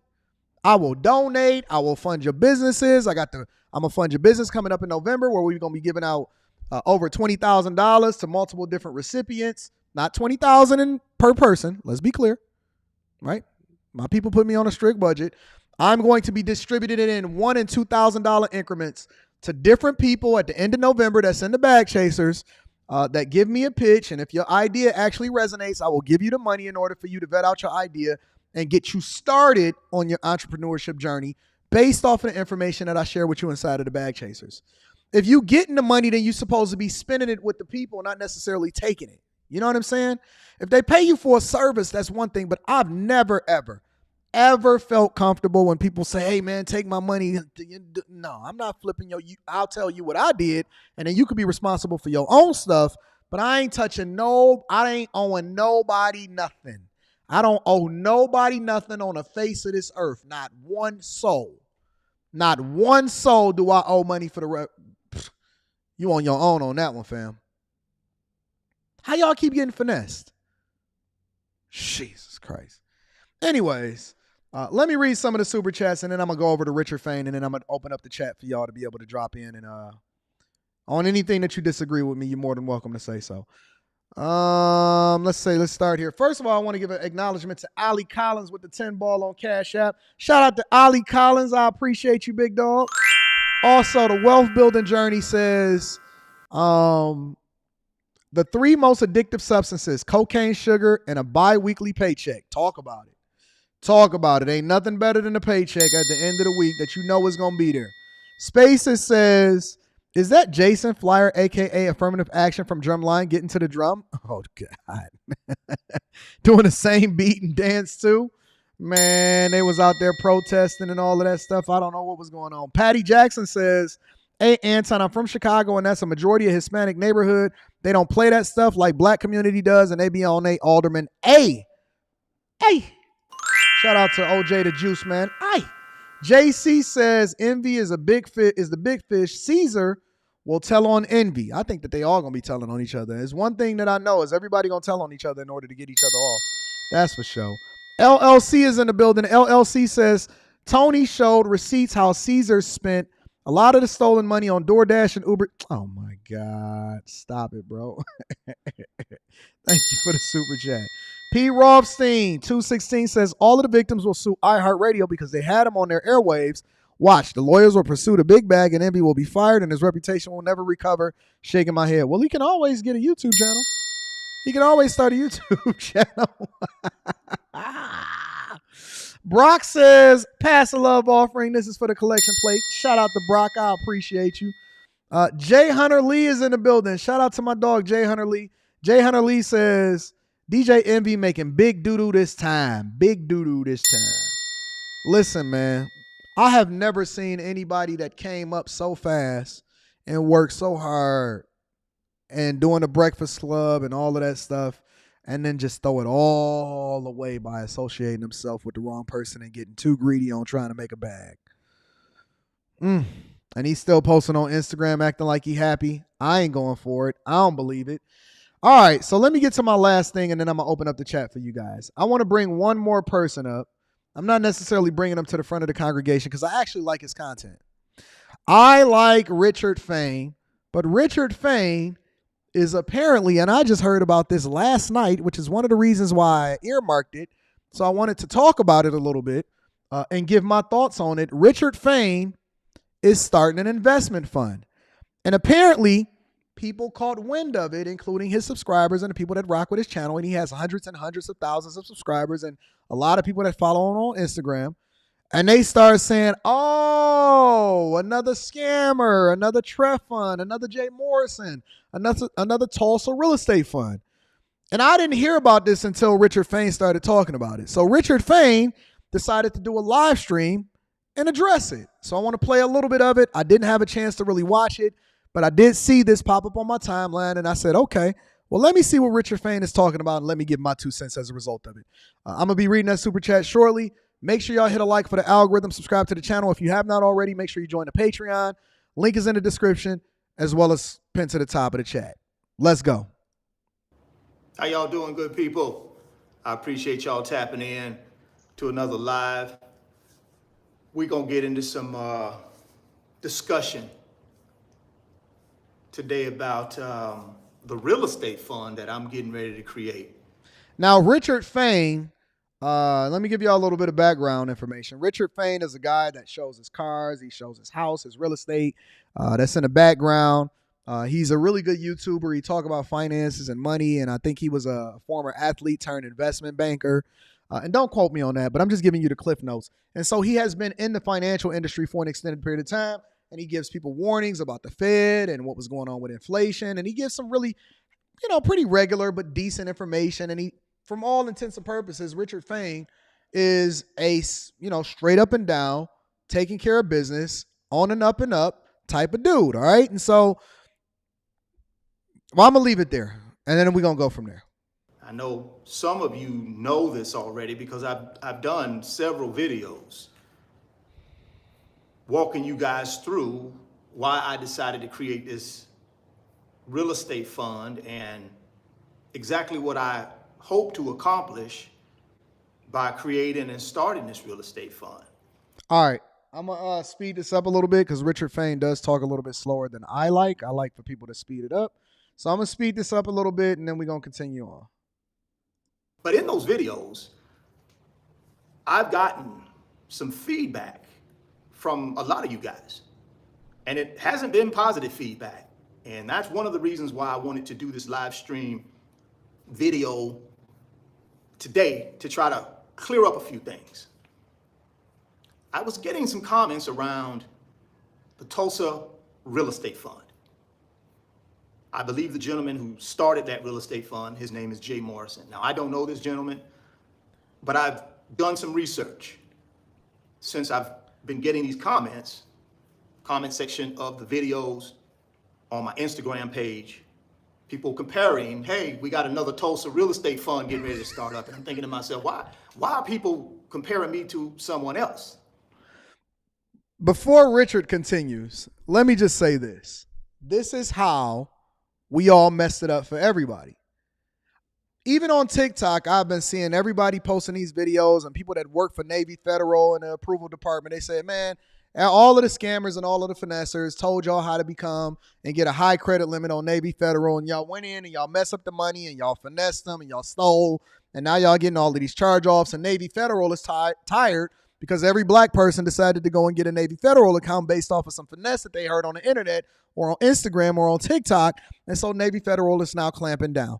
This is the same thing that's happening in the financial industry, especially on YouTube. Now, people like Richard Fain, people like Anthony O'Neill, myself, it's a lot of people that have never taken a dime from one person ever. Now they have to be on the up and up times 100 because their reputation is now being sullied just because we look the same, just because we have the same skin complexion. And I haven't given you my comments on this whole real estate fund that he's starting. But when you have other people that is now taking what it is that you do and then they've used it for bad and negative, it naturally creates a situation where people start to get a little bit apprehensive about the possibility of doing business in this way because somebody else came before you and they ruined it. They ruined it. It's messed up because, again, from what I've seen from Richard Fain, I don't agree with him on every single thing that he's ever said, but let me be very clear. Richard Fain has been on the up and up, and he's been a YouTuber, and he's had a stellar reputation for years. But you're right. Bad timing. Horrible timing. Right after the Boyce Watkins situation, right after Jay Morrison, now you got Cesar and Envy and all of that. Right after all of this stuff, Richard Fain has the worst timing of anybody on the internet as far as in the financial space about starting a real estate fund. Either Richard Fain is completely living under a rock. And again, I think that Richard Fain is actually a really good YouTuber. He's been in the space for years. He's an older gentleman. He's never really given any bad information. But the dude has the worst timing in the world as far as starting a real estate fund. Why would he do this? As I started doing a little research, diving into who Jay Morrison is and the Tulsa Real Estate Fund, I kind of started putting two and two together, connecting the dots. Now, Come on, Rich. I don't know Jay Morrison. I don't know anything about his real estate fund other than what I've read online. Mm-hmm. And everything online is not positive. So let's just start there. I'm not coming at this guy. I'm not coming at his fund. All the allegations that I'm going to discuss with you guys today are out there online. I mean, people are saying some not good things about this fund and how investors feel about Mr. Morrison.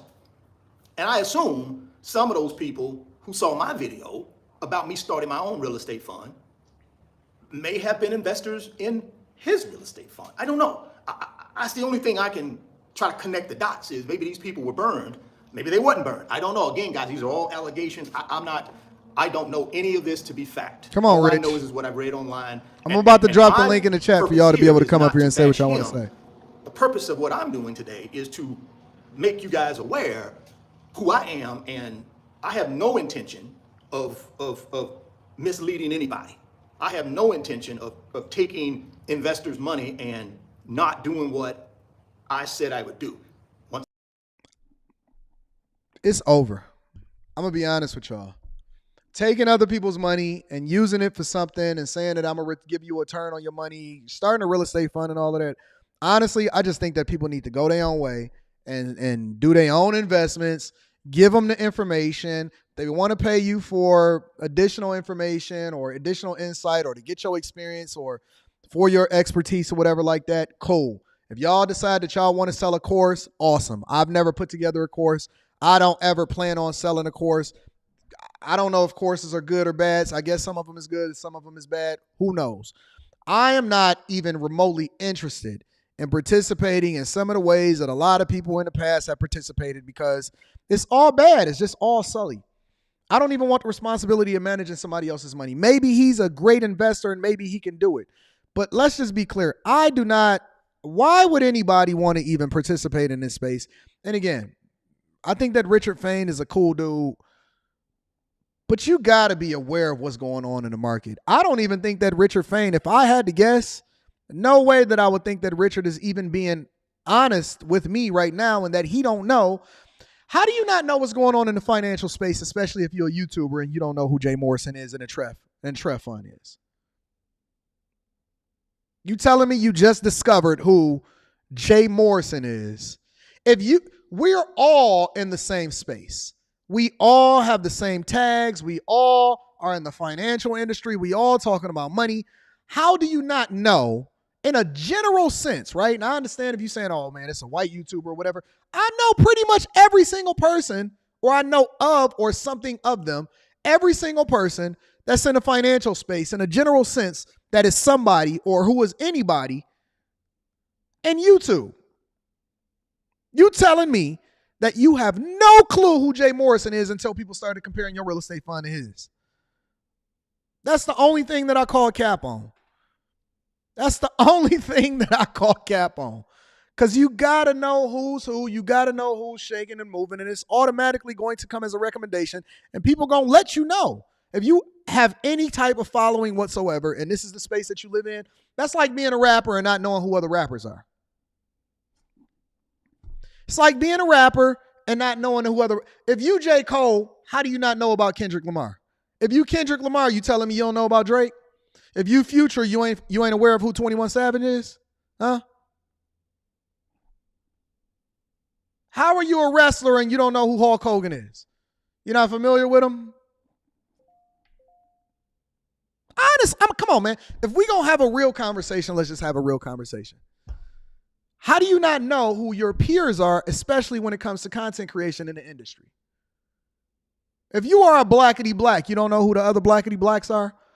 If you are a woman content creator, in a general sense, you may not know all of them, but you may have some sense of who's who, especially as far as relevancy in that particular industry.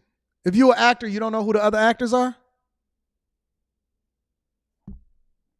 So I believe, I honestly, in my heart, I don't have any evidence either way. I believe in my heart that Richard Fain is a good guy and he does good business. I just think it's a little bit disingenuous as to him saying that he didn't know who he was until he started doing some research on him. Come on, man. Once again, I'm not saying this gentleman didn't do what he said he was going to do. I'm just telling you what I am going to do and what I'm not going to do. And I just want to make sure I'm about to drop the link in the chat, y'all. Anybody out there that's thinking my real estate fund, which is going to be called Prime Real Estate Fund, has anything to do with Tulsa Real Estate Fund. Bad timing, Richard. The only correlation just pull out. Put together was we are both black men. Pull out, Richard. Listen, I know that this is probably something that you wanted to do for the community. I know that you wanted to do something great for the people. You probably wanted to pull on out of this one. Not this one, fam. Not this one, bro. Pull on out of this one. This is a bad Richard Fain. From one content creator to another. You may not find my advice worth anything, but if you're gonna hear anything from what I'm saying right now, this is not the move. This is not the sword that you want to stake your claim on and all of the stuff that you've done in your career to build up your YouTube presence. This is not the thing that you want to do, fam. I don't know if people think all black men have bad intentions when it comes to investing people's money. I don't know. I have no idea. But that's the only connect the dot I could put together, right? Because there are a lot of people out there with real estate funds. Why didn't they compare me to some of those people who have quote unquote good real estate funds that perform and investors are happy? Why not compare me to one of them? Let me read this super chat really quickly. Somebody says, Anton, how do you advocate for brokerage accounts, but not someone managing your money? There is someone managing your brokerage account. No, I manage my own account. A brokerage account is literally just another version of a bank account. And what happens is you have the option to choose what you want to invest in. If you want to invest in ETFs, you can. If you want to invest in an S&P 500, you can. If you want to invest in individual stocks, you can. You don't have to have your money managed through a fund just because you got a brokerage account. It's not true. You literally can manage every single aspect of how you want your money to be deployed. And so I advocate for people to have brokerage accounts because it gives you more control over your investments instead of sitting in a savings account in which they take your money and then they loan it out to other people and you're not even getting a return on it to beat the rate of inflation. As a matter of fact, in most savings accounts, you're getting less than 1% interest. And so you're getting pennies back. So I want your money to always be working for you. A brokerage account is just another tool that you have in order to continue to make money. You don't have to be managed by somebody else. Let's be clear. That's why I advocate for brokerage accounts. But thank you for the fireball, my friend. Of those real estate funds. Why would you compare me to a real estate fund allegedly has not performed well? I don't know. But for those of you that don't know, this Jay Morrison guy and the Tulsa Real Estate Fund. Look, he's fumbling, he's stuttering. Drop the link in the chat, y'all. Tulsa? Okay, I have a hard time pronouncing that, but you know what I mean. I'm just going to call it the Real Estate Fund. You don't know what Tulsa is either, Jay? I'm about to call him Jay. Richard Fain? Come on, fam. So out online, if you go online, there's quite a bit of stuff. So, and this comes from 8fi. I think that's how you call it. That's how you pronounce it. Some online app that obviously puts out stories about certain things, and that's where I get this from. Again, guys, these are all allegations. I'm not saying any of it is real. I'm not here. Yo, Richard, take this live stream down, fam. This is not your alley. This is it's not it, fam. Yo, Richard, take this one down, bro. This is not it. Attack the gentleman. I just want you to know and be aware of what's out there, so then I can walk you through exactly what I'm going to be doing. Hey, did y'all know that Boyce Watkins is on a YouTube channel doing an interview where he said good sex with the wrong person could destroy you, and he giving out information on how it is that you need to manage relationships? I can't wait to review that one next week. Let me go ahead and save that. I'm about to pin the link to the top of the chat for y'all to be able to cam up if you would disagree with me. Investors demanding from the Tulsa Real Estate Fund. Investors are demanding evidence, transparency, and accountability for the fund, including ceasing operations, liquidating assets, and returning 20% of their initial investment. That's not good. If your investors are starting to class action against you, to force you to dissolve the fund, liquidate all of the assets in the fund, and then pay them. I don't know what Richard is doing right here, man. 20%, right? That's not good. What is the accusation against Jay Morrison? Again, guys, these are just accusations, right? Doesn't mean it's true. I pinned it to the top of the chat for y'all to be able to cam up. Or you don't have to get on camera. Let me also be very clear. You do not have to get on camera. You can just call in. We can just do audio if you want to do that also. But y'all been having a lot of conversations all week, and I dropped the link in the chat for y'all to be able to cam up. Now is your time to be able to come, tell me how you feel about me. Or if you disagree with anything that I say. Tulsa real estate fund to purchase his personal residence. That's a pretty heavy accusation right there, guys. Here's another one. How much money is left in the Tulsa real estate fund? According to this information, the fund currently has only $1.48 million in cash remaining from the original $11 million. Wow. That's a pretty heavy accusation, right? Yeah, Richard, take this one down, fam. Don't die on this hill, Rich. This is not you, bro. You don't have to do it. Go ahead and forego this whole situation. This is not something that you want to do. That's just my personal advice. I think that Richard Fain is a good dude. I think he's being a little bit disingenuous here, but I think that he needs to pull out of this. I don't think that he needs to start a fund. Let me read some of the super chats, and then I'm going to start pulling y'all up here. Jamal Fowler says, just sliding through. Thank you, Jamal. Thank you for holding me down, my friend. Bilderberg Boy says, good morning, Anton. I've been in the same circles as Envy and C to God. His homie was trying to buy property in my neighborhood. They would leave notes in my mailboxes asking me to buy out cash. So they was basically wholesaling. It's trying to find out people that wanted to sell their homes at a discount. Stan Joseph says, why clean, successful folks, DJ Envy, Steve Harvey, like flexing with scammers as street life personality? I don't know. I have no clue. Maybe that's because that's the space that they come from. And then I read that one already. Thank you, Dennis Star. I appreciate you for continuing to support the platform. Let me start pulling y'all up, and then I'm going to ask you a question. I want y'all to only come up if y'all disagree with me, all right? Only if y'all disagree with me on anything, and it doesn't matter what you disagree with me on. Feel free to be able to come up. So let me ask you, Chai B. Is it Chai B? Chewy. Chewy? Can you hear me? Chewy, yeah, Chewy. B. Chewy, do you want to be on camera or do you want to be off camera? Not on cam. Okay. So what's going on, Chewy? What's going on? Just having some lunch over here. Okay, what's your thoughts? Doing? I'm chilling. What do you disagree with? Well, I've been listening to you for a bit now. Mm-hmm. I like your content. Thank you. Let me start off with that. But I do disagree with the economic migrant situation. Why is that? Well, the deal is, I'm gonna try to flesh it out two ways. Okay. The first one is economically, and the second one is morally. Okay. So the first one, I understand you're a bag chaser, and you say, oh, you're a capitalist. Absolutely. So if I just want to point out the inconsistency with saying that and then turning around. The morality of it? No.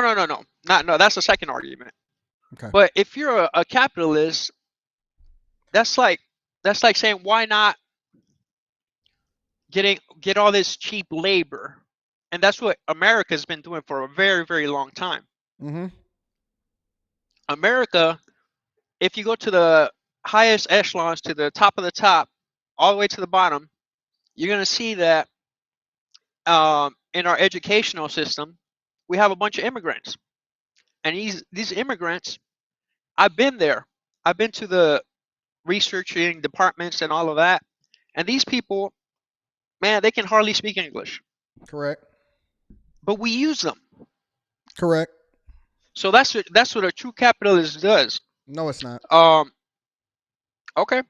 Because there's levels to it. There's levels to it. You can be a capitalist, but you can still have and abide by rules, morals, and ethics as far as how you do business. There always has to be a baseline that allows for fair capitalism, right? And so when I say fair capitalism, that means that everybody has to abide by the same rules, and may the best man win. Whoever comes up with the best product, whoever is more innovative, whoever can leverage their expertise and utilize labor correctly in order to get one leg up on their competition and become more profitable as a result of it.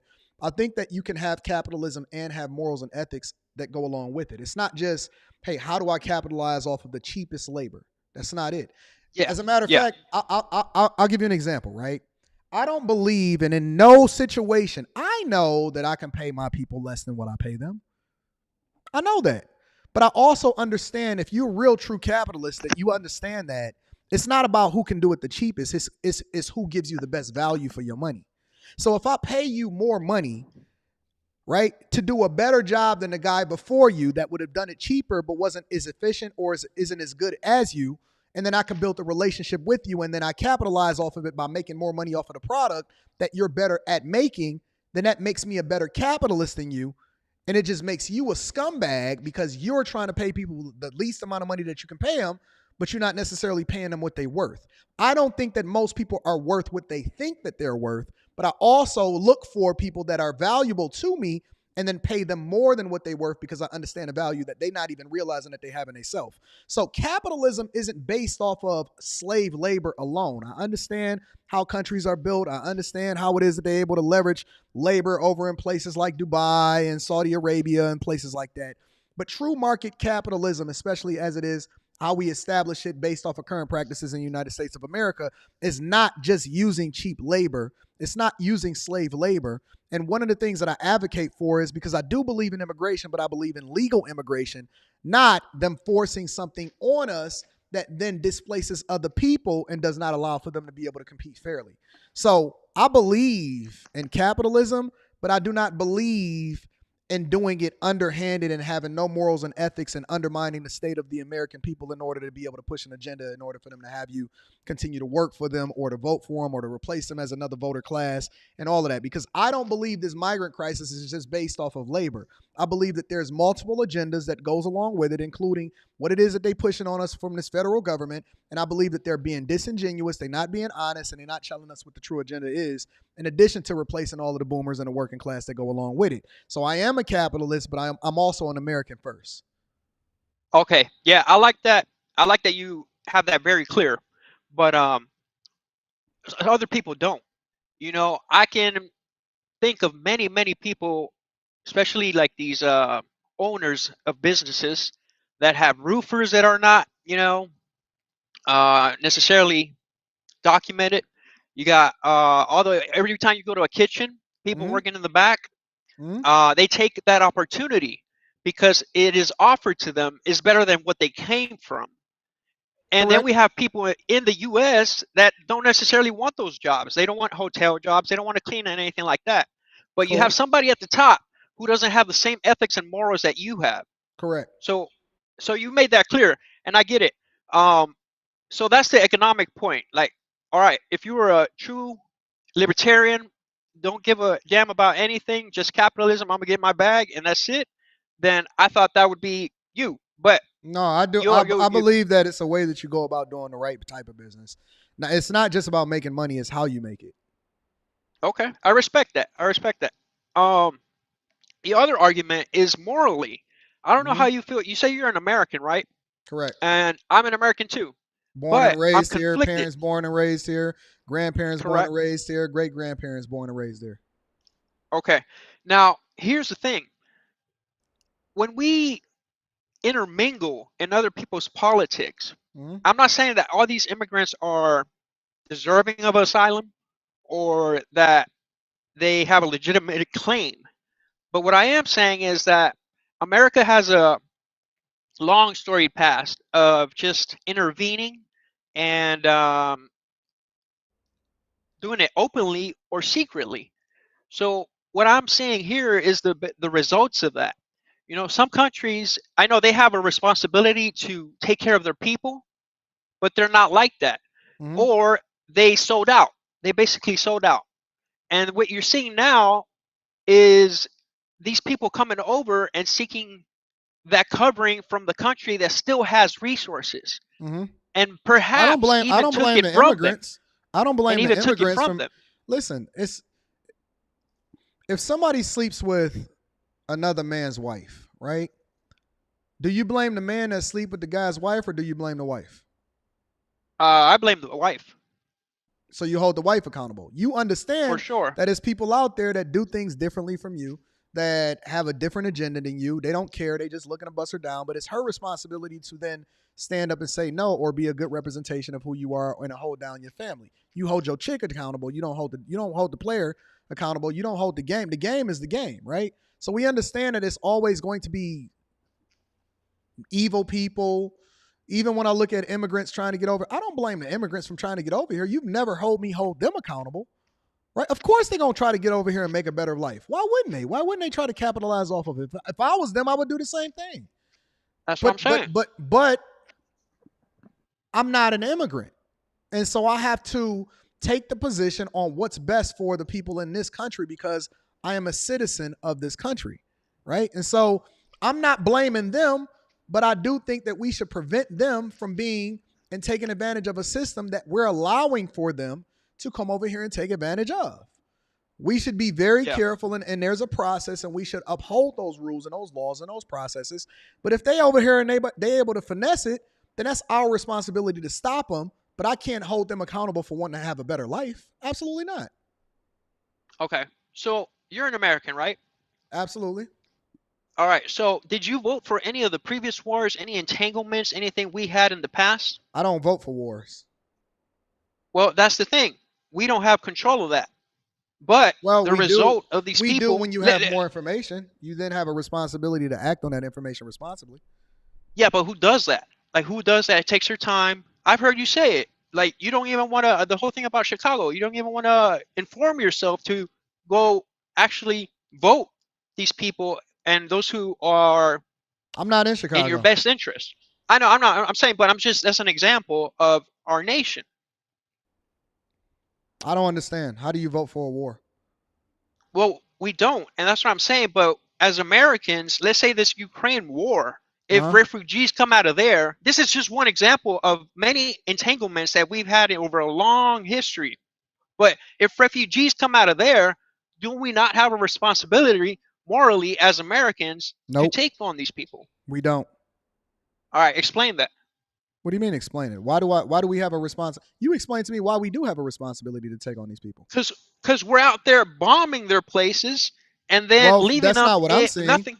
I don't see any American on the front lines and bombing anybody over in Ukraine. Indirectly? I don't see any American. First of all, I don't even think we should be in Ukraine. That's number one. Number two, when you see the majority of the people that's immigrating over here, in reality, they're migrants, right? And they say they're asylum seekers. They're asylum seekers. They're from Venezuela. Okay. And you don't think our ideological differences, Venezuela, Cuba, El Salvador, all these places, we had something to do with their situation right now, be it embargoes, political kind of stuff that the U.S. has done. And there's a lot of things that we don't even know. It's not probably. It is for sure we had entanglement. We have a role. I'm telling you, it's not probably. But here's the thing: the entire world plays a role in what's happening in the rest of the world. Yeah. The entire world has a role or plays a role in what's happening and with the rest of the world. Hold on one second. Hello? Hi, is Anton available? Hey, who is this? Hey, this is Julia from Chase on a line that's recorded and monitored. We had a Zoom meeting scheduled today at 1. Yeah, I'm gonna have to. I'm literally. I got to catch a flight today. Is it possible that we can reschedule, please? I'm sorry. Yeah, absolutely, no worries. Does next week work, or what are you thinking? Next week is perfect. Okay. Same time next Friday. All right, I'll give you guys a call Friday at 1 p.m. So have a safe trip. Where are you headed to? Thank you, love. Where? I said thank you, love. Oh, yeah, definitely. Okay, well, safe flight. Enjoy your trip. And I will send over that Zoom invite for next Friday at 1 p.m. If you can please just accept it. That way I know that we're good to go. Okay. I'd appreciate it. Thank you. Thank you so much. All right, have a good one. All right, bye-bye. Bye. Investment banker. Yeah, but I'm sorry. Where were we? Oh, we're just saying like the morality of causing all these problems. But abroad, okay, I know what I was now saying. The entire world plays a role and has a responsibility to the rest of the world. It shouldn't just be America's problem as to where it is that everybody can go when everybody starts to get displaced or they want to become an asylum seeker. What about China? What about Russia? What about Europe? Yeah, what about all of these other places, right? Who's the leader in provoking these things? Nope, that's not what we're doing. That's not what we're doing because we don't know that for a fact. You can't speak factually towards that. Man, as a matter of fact, I'll do you one better. Go ahead. People would be mad if we decided not to get involved at all, and the entire country got wiped out. Not our country, but whoever it was at war, right? Because to an extent, I don't believe that we should be involved in other people's conflicts, but at the same time, in order to maintain stability in a lot of different places, because it's a lot of moving parts, right? And I don't want to speak to it extensively. But if we decided to not get involved or whatever, if we had never got involved with what was going on over there as far as the Nazis in Germany, what would have happened?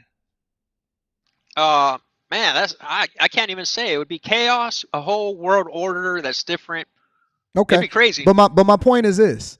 Is it any more of our responsibility morally, since you want to speak about it from a moral perspective, to then participate in things that's not even on our doorstep or has no bearing on what it is that we doing here in America? I think if we engage, No. somehow, If especially we militarily- decide to let an entire country get wiped out, do you think that I that's see what more? you're saying. The opposite. You're saying the opposite. Just sit Correct. back, let it happen. Mm-hmm. Yeah, I hadn't thought about it that way, but The tables I mean, have we turned. can think of we can think of countries that normally stay back, but they're very rare. So I see what you're saying.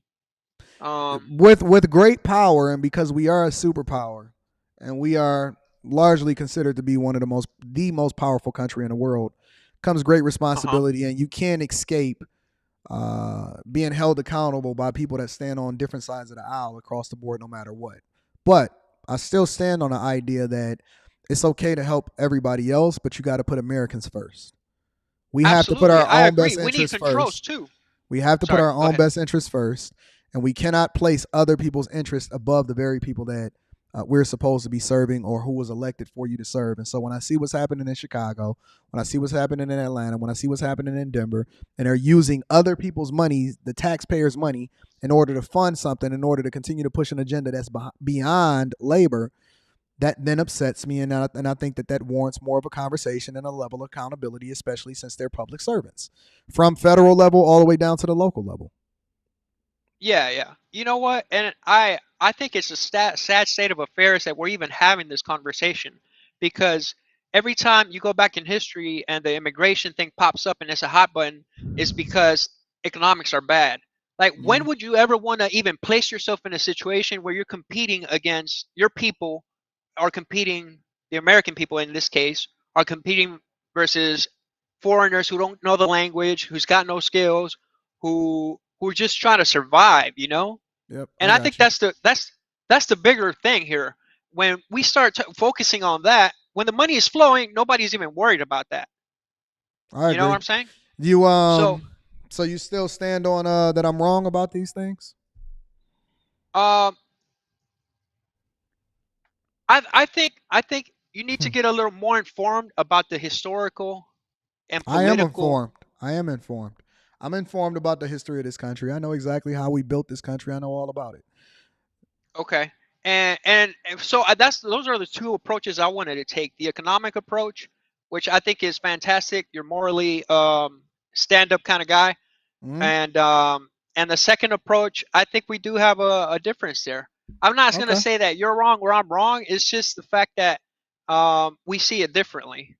I understand that. Well, listen, I appreciate you, Chewy. Thank you for coming up, and you're more than welcome to come up here and have this conversation next Friday, too, if you disagree with anything else that I say. Absolutely, man. I love what you're doing. I really do love your content. I really follow it. Just keep doing what you're doing. Thank you, my friend. That's why the growth is coming through. Yep. All right, man. Thank you, bro. Wellner, I'm about to bring you up. Let me get this up. Hold on. Let me just ask you if you wanted to. Give me 1 second, big dog. Wellner, Hello? what up, big dog? You want to be on camera or off camera? Off camera, please. Okay, we off. Go ahead, my friend. What's going on? What's your word? What do you disagree Hey, man, with? I just want to say I hecka look up to you, and I love the way you talk, the way you carry yourself, man. It's so awesome. I hope to one day have a show like you, man. I just think you're freaking awesome, bro. The way you talk, oh man, I don't know if I have to be black or what, man. You know what I'm saying? No, you don't, man. You just got to be authentically you, my friend. What's the word? Yeah. No, one thing I do disagree with you is the fact that you blame the voting on the people. You know, you vote the voting on like say people from Chicago and stuff like that. I don't think a lot of people voted the way things are, the way they are right now. I think don't think so? I think a lot of voting is rigged. I think voting is rigged, man. I don't think Oh, we yeah? voted for Joe Biden. I mean, that's just what I believe, man. You think that the voting was rigged in Chicago? I don't know about Chicago per se, but I believe, like, for instance, like, Well, you the use Chicago presidential as an example. election. You use Chicago as an Yes, example. I did. Yes, I did. All right. So Yeah. No, because recently you were talking about something that was going on in Chicago, and you were saying, like, you guys voted for this, and but I don't necessarily believe that people voted for it. I just believe voting is rigged, and that's just a cop out that people use to say, oh yeah, you guys wanted this, but nah, people didn't want this bad stuff, man. People are not that stupid. There's a lot of stupid people out there, but majority of people not that stupid, man. in the recent runoff in Chicago, there was less than a 35% voter turnout rate, which is significantly more than years past. But some wards was less than 20%, some was less than 15%. Overall, and obviously, you got to go all the way across the board. It is documented that less than 35% of people actually voted in the turnout of who it is that they determine who is going to be their next mayor. That's a fact. Okay. Yeah. So how was it rigged? Yeah. I mean, look, if you look at the national election, for instance, you remember how Trump would go out there and he had his rallies, and like you couldn't fit another person in there, man. I mean, it was packed to the T, right? Well, meanwhile, Joe Biden, he didn't even. It's not a popular election. It's not based off of how many votes you get. It's based off of, and this is some of the things that I think probably needs to be solved for. It's based off of how many electoral votes you get based off of where it is that you vote at, right? So if they know automatically that California is going to vote blue, and California is one of the largest states in the United States of America, they get more electoral college votes. That contributes to whether or not somebody is actually going to win an election versus somewhere maybe in Missouri, right? New York is going to get historically blue. They're going to get a lot of votes. Florida is a swing state, and depending on however it is that they vote, Michigan is usually a swing state. Ohio is usually red. Chicago or Illinois usually goes blue. So it's not based off a popular vote. It's not based off of how many votes you get. It's based off of the electoral college. Now, if you have a problem with that, then that's a completely different conversation. And I do understand what you're saying about certain things being rigged, because there were reports of votes getting getting thrown out and people being to vote by mail and all of this other stuff. But that's a deeper dive as far as the national election. When you're talking about local elections, overwhelmingly, especially in urban communities or cities where you have a large population of people that tend to turn blue, what happens is they already know it's going to be blue. Less than 30% of people turn out on an average, depending on if it's a local election, if it's an off-cycle election, and people vote for the person that ultimately is the person that destroys them. And we see it being communicated on a regular basis. I see it on social media. People vote based off of what you look like. They vote based off of representation. They vote based off of whether or not you salacious enough or you popular. They don't vote based off of your business acumen. If you talk to most people that are voting, the real travesty is the fact that they're uninformed and they don't even understand a policy and the repercussions that come along with who it is that they're voting for, which is one of the reasons why we say stay where you are. Texans are telling Californians don't come over here. It's not because it's rigged. It's because Californians historically vote for people like Gavin Newsom that then upend whatever it is that they got going on in that particular state. So I don't think largely, especially when you're talking about what's happening locally, because that's the thing that impacts you the most, I don't think largely that it is rigged. I think that people are largely informed, ignorant, don't participate in the process, are going to complain about it on the back end, but are not making informed decisions and are voting for the thing that's ultimately going to be their demise, like what you see happening in Chicago. Yeah. Okay. Hey, one more thing. I'll be practicing making videos and stuff, and I was wondering if I could react to your videos, if it's okay for me to upload those videos. Yeah, you can react to whatever you want, big dog. Have at it. Oh, okay. I know I heard you said that before. Hey, man, thank you for everything. God bless you, bro. Take care. No, I don't like it. Let me clear that up. Let me clear that up for the general public. I don't like it if somebody just lifts my video and then put it up as though they're the ones that made it. If they're not reacting to it, then that's completely different from somebody that just takes your content and put it up like it's theirs. You see what I'm saying? You can react to whatever it is that you want to. Go in, give your commentary, react to it, say whatever it is if you agree, you disagree. I'm cool with that. I don't like people using it for the wrong purpose. That's what I have a problem with. Yeah. Okay, I respect that, man. Thank you. Yeah, I wasn't gonna just put your videos out. No. I was gonna react to them. You can react to as many as you want. Hey, listen, go do your thing, bro. Go straight down the list and kill it, bro, and put it up. I appreciate you, man. God bless you, man. Thank you, my friend. Any more callers? I don't see nobody else. Listen, y'all been disagreeing with me for the past 3 years, and I've been dropping a link in the chat for the people to be able to come up here, and you don't even have to get on camera, similar to the two gentlemen that just expressed their disagreements with me just previously, and I don't see nobody. All right, here we go. Let's see what we got here. Let's see what we got. Let me see something. Give me 1 second, big dog. Give me 1 second, big dog. Is it Sager? Yeah. What's up, Sager? What's your thoughts? I wanted to talk to you about I heard you earlier talking to a man who was. Wait. Let me give me a second. Do you want to be on camera or no?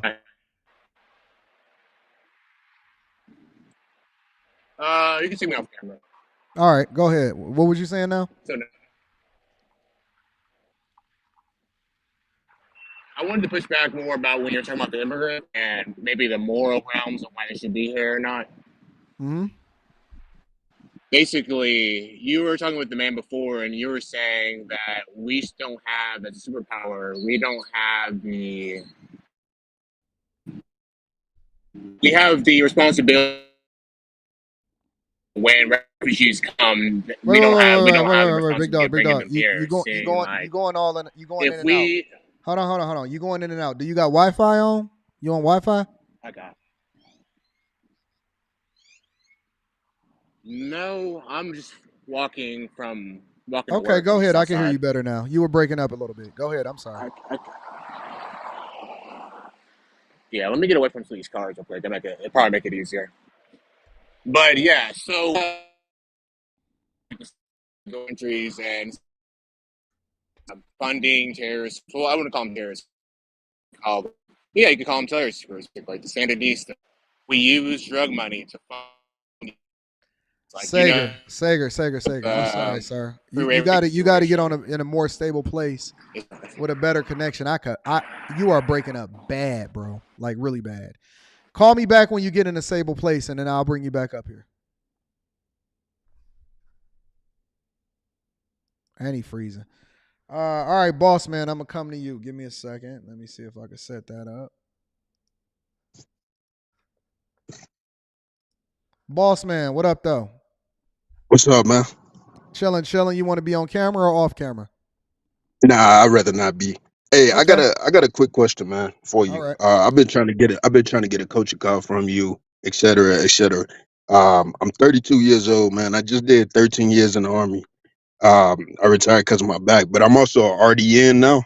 I just got out in July, so I'm an RDN, right?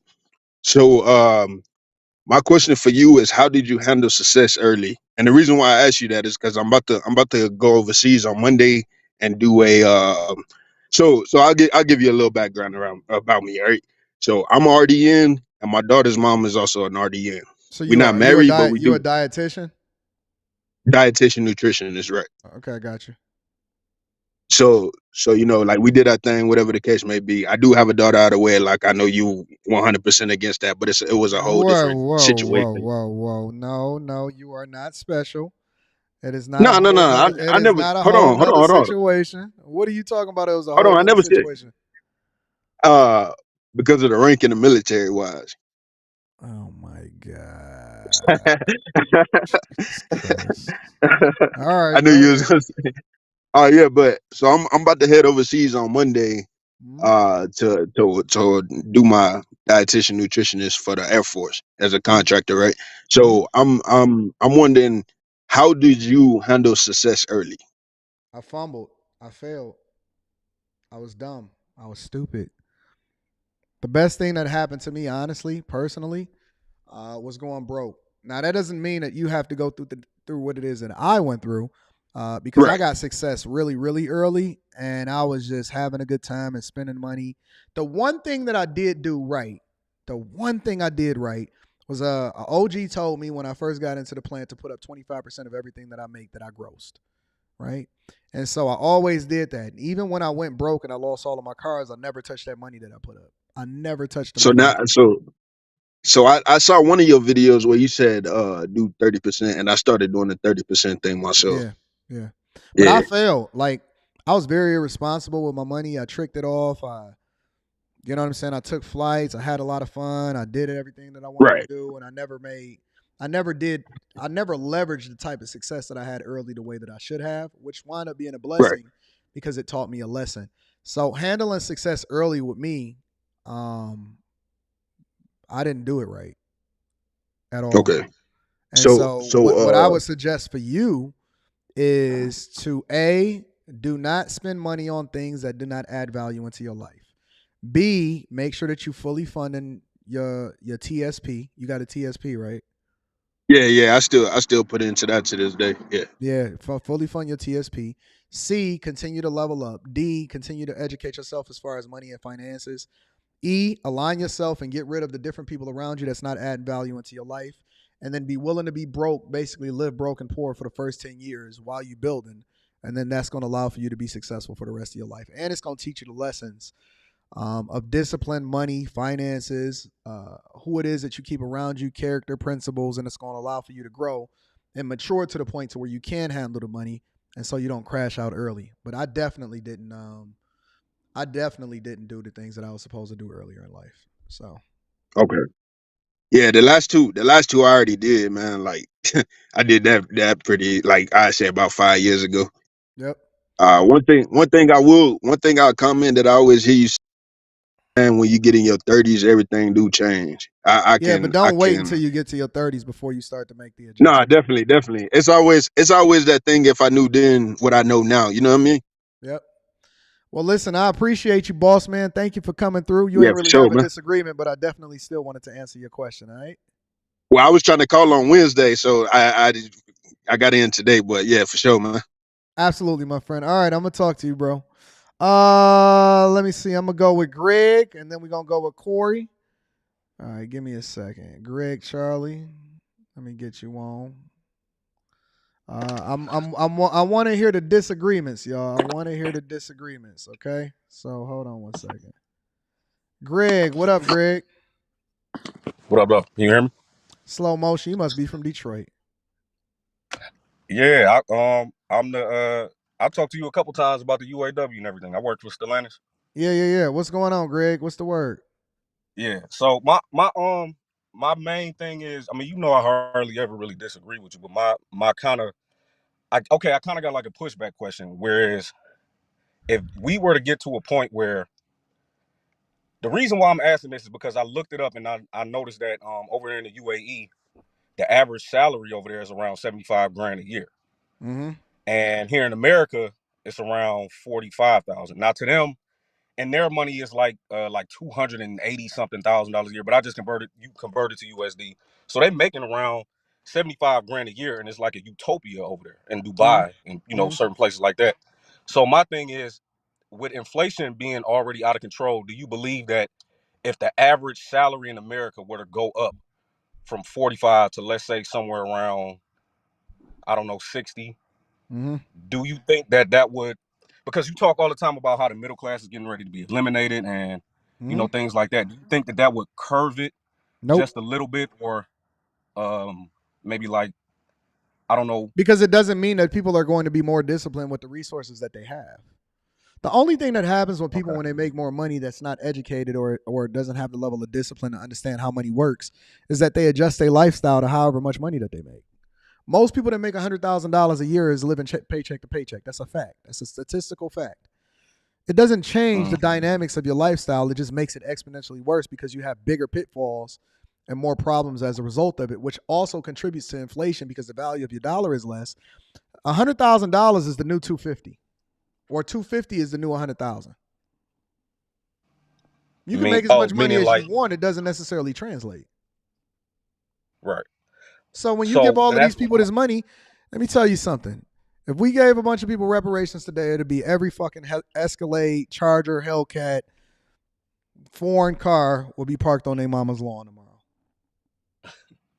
Well, I mean, I think I didn't really want to get into the reparations, but I think sometimes I'm you just just gotta using that let the as an irresponsible example. people. But go ahead. Yeah, no, I get where you're going, but I feel like sometimes you gotta let the irresponsible people do what they do, and then let that percentage of people who are gonna be responsible with it get to that next level the way that we should. I mean, I think that that's gonna Yeah, happen ain't anyway. nobody gonna let The you do Cadillac. nothing. You gotta earn it.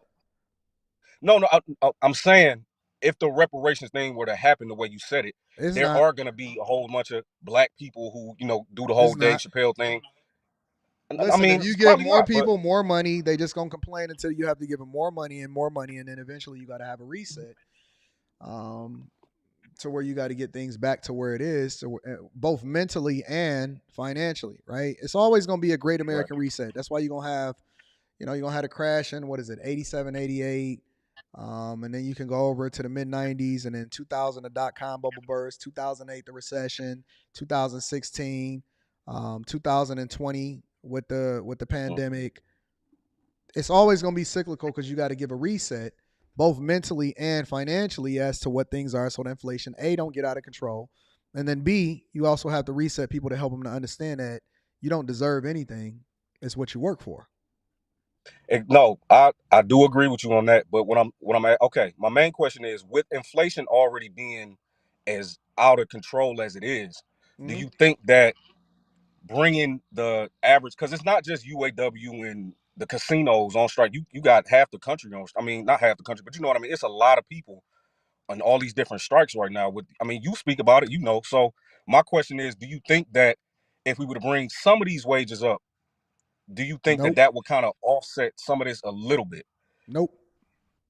Why do you feel that way? Because inflation is not. Why do you think that inflation is not just printing more money? Inflation is largely defined and based off of the lifestyle of the people. So, for example, what's happening over in California is much different than what's happening down in Mississippi, right? The inflation that comes along with housing is much different than what's happening in the South. Until Californians then sell their homes and then they move over into Texas and they start messing it up over there too, right? So when you're talking about inflation and you're talking about bringing up wages, it doesn't translate because the lifestyle then dictates how it is that you're going to be affected by inflation personally, right? I'm never going to be affected by inflation the same way that somebody else does because of the type of lifestyle that I live. I don't go to work, pay taxes, and then spend my money in order to be taxed some more off of maintaining a lifestyle. I reduce the amount of money that I have to live on personally, which then allows for me to reinvest in myself.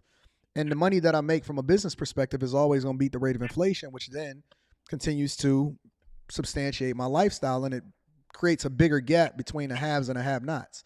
Me giving you more money is just basically taxing you more. That's it. Yeah.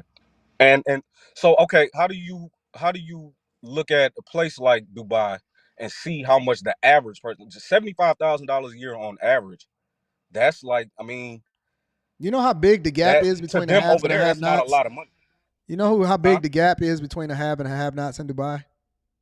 I know it's huge, but what I'm saying is, if they're able to sustain a certain lifestyle over there, and it looks like some type of futuristic city, no. There's a certain group of people that is able to maintain a certain lifestyle. Do you know how Dubai was built? Yeah, it was built by the I forgot his name, but he was basically he was a king and he had a lot of No. Do you know about oil. the people that they brung in to build a lot of these spaces that you see over in Dubai? Do you know what happened? No. Very similar to what happened here in the United States of America. You know what the other half lived like? You know what the other half lived like over there? Oh yeah, I know. Okay, that so what are we talking about? It's a have and a have nots the same way that it is over there. I understand that is poor people, but I'm just speaking on that average salary being as high as it is, and they're able to maintain a certain type of lifestyle over there. I don't. You're never going to be able to outwork your way out of the middle class and poverty. It takes being down for a little bit, making a sacrifice, and then making the investment and possibly starting a business to fulfill a need with the people and then being able to manage your money effectively. The jobs that y'all have is not meant to be lifetime sources of income for y'all. It's supposed to be meant to keep you in the rat race. Everybody that has a regular job that does not understand capitalism and how money works is designed to keep you poor. The middle class is a way for them to keep you incentivized to continue to work. That's it. That's what people don't understand. Listen, the reason that they created classes is for you to be able to separate yourself from the person below you and to be able to work towards the thing that you want. But when they then separated even more and they said, well, lower middle class, solidly middle class, upper middle class, it started to gamify the idea that you can continue to be a slave to rich people because you've never used the information in order to separate yourself and make the sacrifices to then put you in a different tax bracket. So us giving you more money, all it does is continue to incentivize you to continue to either A, be lazy, or B, continue to run in a rat race to buy more things in order to make us rich. So that's the game. I want you to. That's the game. Yeah. You're protesting to continue to fight to make more products in order to make me richer because you're not a shareholder. The only people that are going to get rich are shareholders, are owners, are equity partners. Listen, when y'all go and y'all protest these companies that are publicly owned, Ford Motor Company, even though the family control the majority of the shares, General Motors, MGM Grand, it's a publicly traded company. They're working for us. Because we are the ones that have the vested interest in seeing the company be successful or fail. They're not working for you. Y'all think that the company is there to serve you. It's not. They're there to serve us. So when they make a decision in the boardroom, they're going to make a decision based off of what's in the best interest of the shareholders. And if they can incentivize you to continue to do so and they can still pass that cost over into the consumer, then cool. Then you can continue to be in the middle class and everybody else is going to continue to be rich. But the reality is that if you ever want to get out of the cycle of continuing to run in a rat race and then going in and working overtime and taking care of business, you're going to have to separate yourself mentally first, and then that's going to translate into what you do financially, and you're not going to be dependent on a strike or a company to give you money in order for you to continue to feed your family or make sure that your kids don't have to get student loan debt and pay the interest to somebody that's then incentivized by us in order to give us more money. Right. Okay. So before we get off this phone, I want you to kind of get where I'm coming from, because I didn't want you to think that I was super disagreeing with you. That was more so like a question, because we already had the conversation about the UAW in the past. I'm not here to, speak about the strike and none of that. I looked that up and I saw that and I'm like, damn, if they making $75,000 a year, to them, $75,000 a year is probably borderline poor, the same way over here, $45,000 a year would be to us. So I was kind of wanted to pick your brain about that. Do you think that if the average person was making a little bit more, would that change anything? Because inflation is already out of control. So it's not. I'm gonna give you the same answer I gave you the last 5 times. No, I don't think so. Yeah. No. I hear your answer, and I just, it was kind of more so like a question. I'm not here to, we need this in a strike, and this is why I'm not even here for all of that. You know what I'm saying? I already, understand all of that part, and I agree with, like 90% of the stuff you say. So, that was just my thing, and I saw that and I thought it was interesting, and I wanted to call you up and, see how you kind of felt about it. You know what I mean? For sure. Absolutely, my friend. Yep. Thank you for coming through it, man, too. Yeah, hey, I'm on that. I want to get on that list for the coaching call, man. We got it. We going through it right now. All right, I sent 3 emails. I got you. We got them for sure. We got them. Seriously. All right, holla at you later. All right, G. I'm gonna go with Corey. Let's see if I can get Corey up here. See what Corey disagrees with. Give me a second, Corey. Let me set this up for you. What up, Corey? Hey, what's up with you, man? Chilling, my friend. What do you disagree with? I disagree with what you say are the causes of inflation. Okay. I believe inflation is not driven by people stealing or doing anything like that. I feel like inflation is strictly administered to us by the Federal Reserve and the privatized banking systems. And I feel like no matter what we do, or no matter what, well, everybody understands the fractional reserve the fractional reserve banking system, which basically which means they print our currency to us at an interest rate that we could never pay back. So, for example, let's say they charged us 1 cent on every dollar to print our currency, and they printed up, $100 for them. Well, we owe them $1. The country, the United States. No. You said right? Let's say they charge us. So who's charging? Yes. Who is us? Who is being charged? Hold on, let me end the call. Thinking the Federal Reserve charges us interest for every dollar that they print for us currency. The people, the United States. So you saying the Federal Reserve is charging the United States interest? They charging people? Okay, go ahead. Yes, they charging us interest that we can't pay back because they print our currency to us. Okay. And we've had a couple of presidents that attempted to do away with this Federal Reserve system. One was Abraham Lincoln and one was John F. Kennedy. And so, I just feel like if we have an entity that prints our currency that's not American owned, that's not governed by our policies, then how can we win? And to conclude, my point, all anybody has to do is go and research what Republican Ron Paul was talking about. So, if I was going to vote Republican, I would have voted for Ron Paul because he was the only one trying to hold the Federal Reserve accountable. And I think that is what the you're ultimate telling me. source. Hold on, wait. So let's summarize it, right? Because yes, that is true, and that the printing of money, that's not necessarily backed by anything, contributes to inflation because what it does is it devalues the dollar. We agree on that? Agreed. Okay, cool. In addition to that, there are other factors that contribute to inflation, especially personal inflation, right?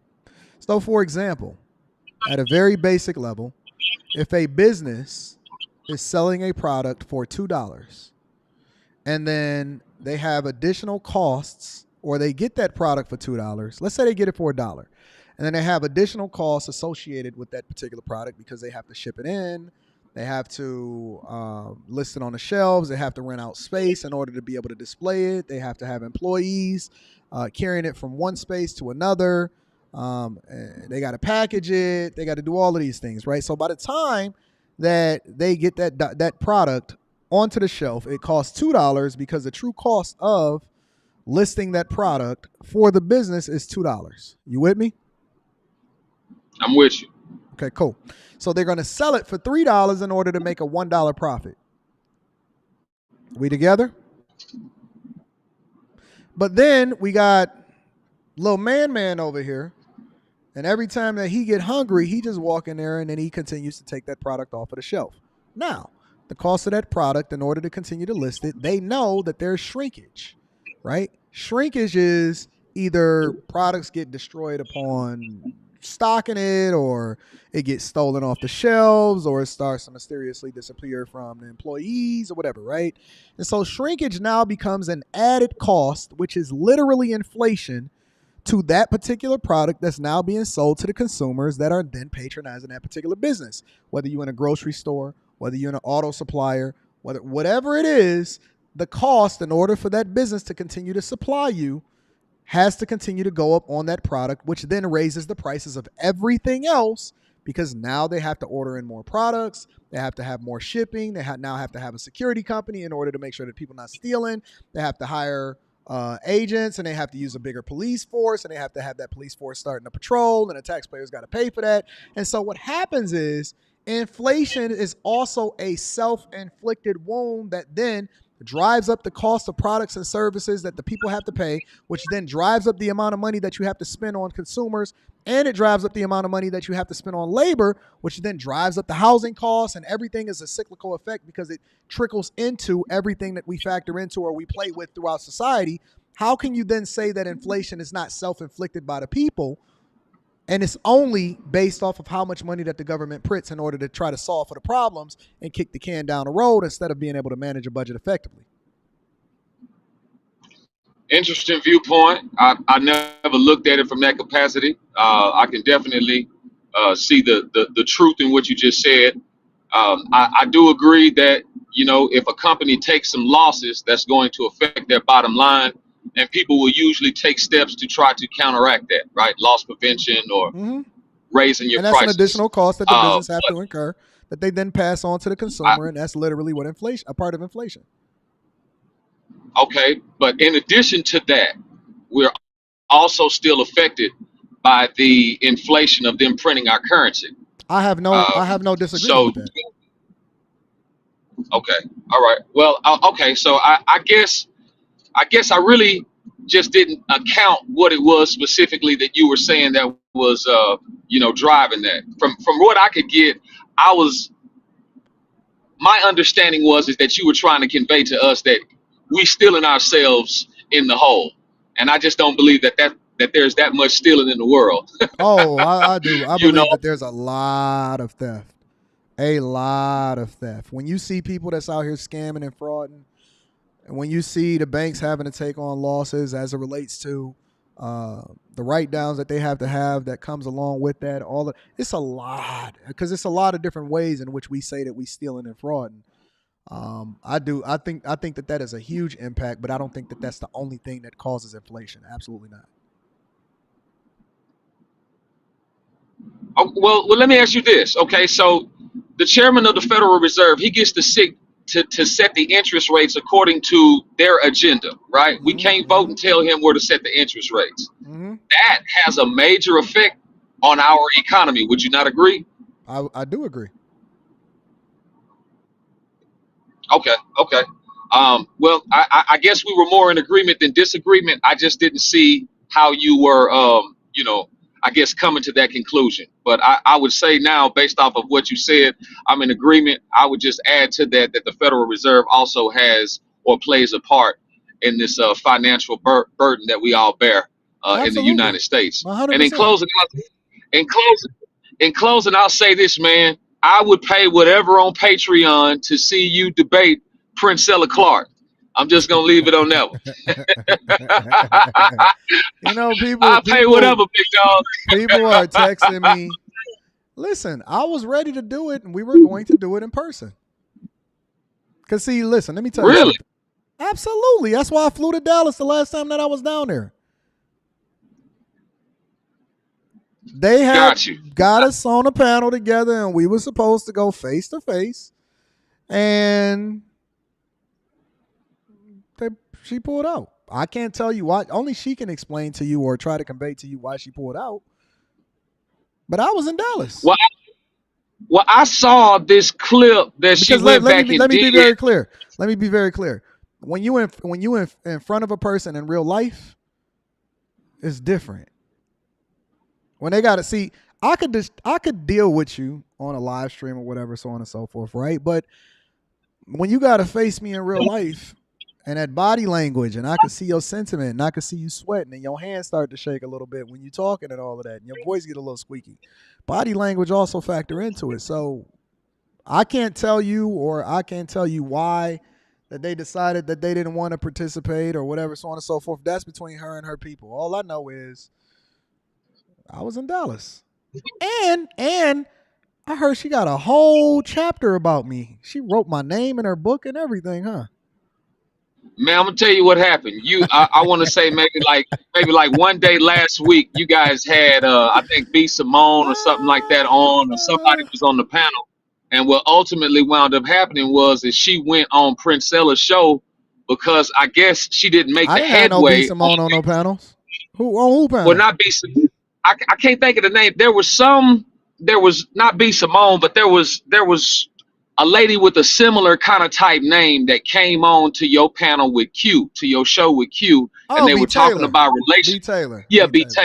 Taylor. Yeah. And so B. Taylor ran on Princella Clark's show, and they took the whole show y'all did, man, and she did like a 4-hour session trying to show that I guess men are incapable of love, and to me, I just thought that was the most absurd thing. That's the one thing I want to see y'all debate. What do you I want me? believe What do y'all everybody. want me to do to her? Y'all want me to destroy her or something? Is that what y'all want me to do? Well, not destroy her, but see, here's the thing, right? So she speaks. My disagreement with her is either you can be scientific or you're gonna be religious, but you don't get to be both, right? So you're using Sigmund Freud, who believed that all little boys had a desire to secretly want to be intimate with their mothers, which most men will reject, right? So you quote him, and then you also use Indian religious terms like chakra or the zodiac. So me being a Christian, I'm like, hey man, if you gonna go with chakras, do you also, think that bull urine is holy and and cow dung as well? So these are questions that I felt like that you would hold her accountable to. You don't get to be scientific and religious all at once and use that as the reason why men are incapable of love. So that was kind of Well, like my viewpoint. I got a guy that I had ran into, really cool guy, in person. That's the only time that I've ever interacted with him. But he was a really, really, really cool guy, and his name was you probably have heard of him before. His name is a Saint and Sinner. Yes. Yeah, I ran into him in Vegas the last time I was in Vegas, and we talked, and we ran into each other. I think we was at the Wynn. We were both at the Wynn. I was going over to the buffet.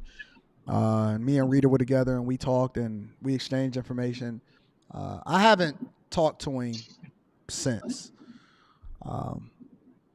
but I heard that he did a it was a bad dude with the Saint. I heard that She did. I heard that she ran up on a Saint, and he sent her. Well, I'm gonna be honest with you. To me, when the Saint debated her, it was more of a semantics kind of type deal as opposed to addressing I haven't seen specific it. I just heard it was points. a bad dude for her. So listen. Yeah, All I'm saying is, and this is no disrespect to the Saint, because I actually think that the Saint is awesome. I think that he's right. a really good guy. Just from meeting him, all I go by is what my interaction is with people. You got to get past the Saint. Why everybody want to talk? Why everybody want to fight Floyd? You know what I'm saying? Like, why everybody want to fight Floyd? I'm undefeated in these streets. Well, she used some of your talking points to try to validate what she says. The same way that they study Floyd's shoulder roll. Of course she did.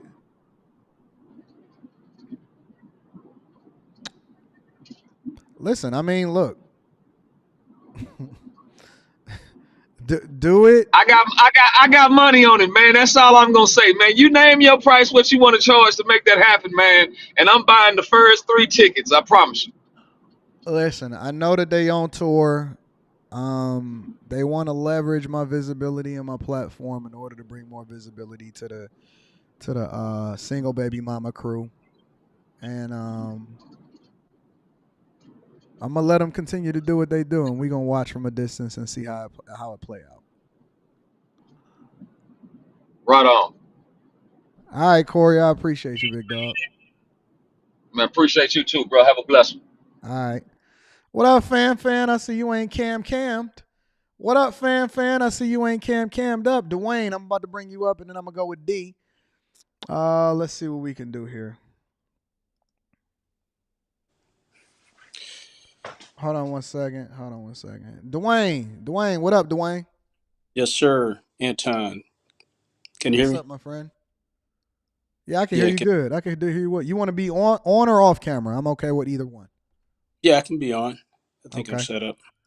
All right, what's up, my friend? How you doing? Chicago. Oh, he got his Chicago hat on. Oh man. I'm assuming that you hear Dwayne in order to thank me for bringing Chicago to the front of the congregation. I mean, it is what it is. I have a slight. It's not a total disagreement. I say a slight disagreement. Okay. Where you always say we voted for this, you know. So my the caveat, of course, is numbers. Numbers matter, right? Numbers matter. So I personally didn't vote for Brandon. I didn't vote for Lori Lightfoot either. But the thing is, it is what it is, right? So being a sanctuary city, of course, it's all good intentions, but the numbers, and I say numbers, I'm talking about volume, right, of migrants coming. I'm sure they had no idea it would ever get to this point. So the numbers matter. I won't take them off the hook, of course, for sure. But I think that's the overwhelming part about it. That's really So making what things part do bad. you disagree with? That Well, you're saying that like this is what we voted for, and this is what we get yeah, because we voted and all this, you but guys are a nobody collective. in Listen, I'll any give other you an cities example. I'll give you an example.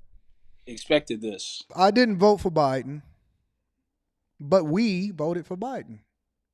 right? So he's still our president. The That's same true, way that Brandon Johnson is still your mayor. Now, one thing right? that we've suffered through in Detroit is we've suffered through previous administrations that use the city as their own personal bank account and do whatever it is that they wanted to do when they wanted to do it. Did I vote for him? Not necessarily, but he was still they were my mayor, and so we took the good with the bad, and we were held accountable for the way that the city voted until we got more educated and we moved a little bit differently. And now we have a much, much better mayor, uh, a much better system that's conducive to a business environment that allows for us to continue to grow and thrive.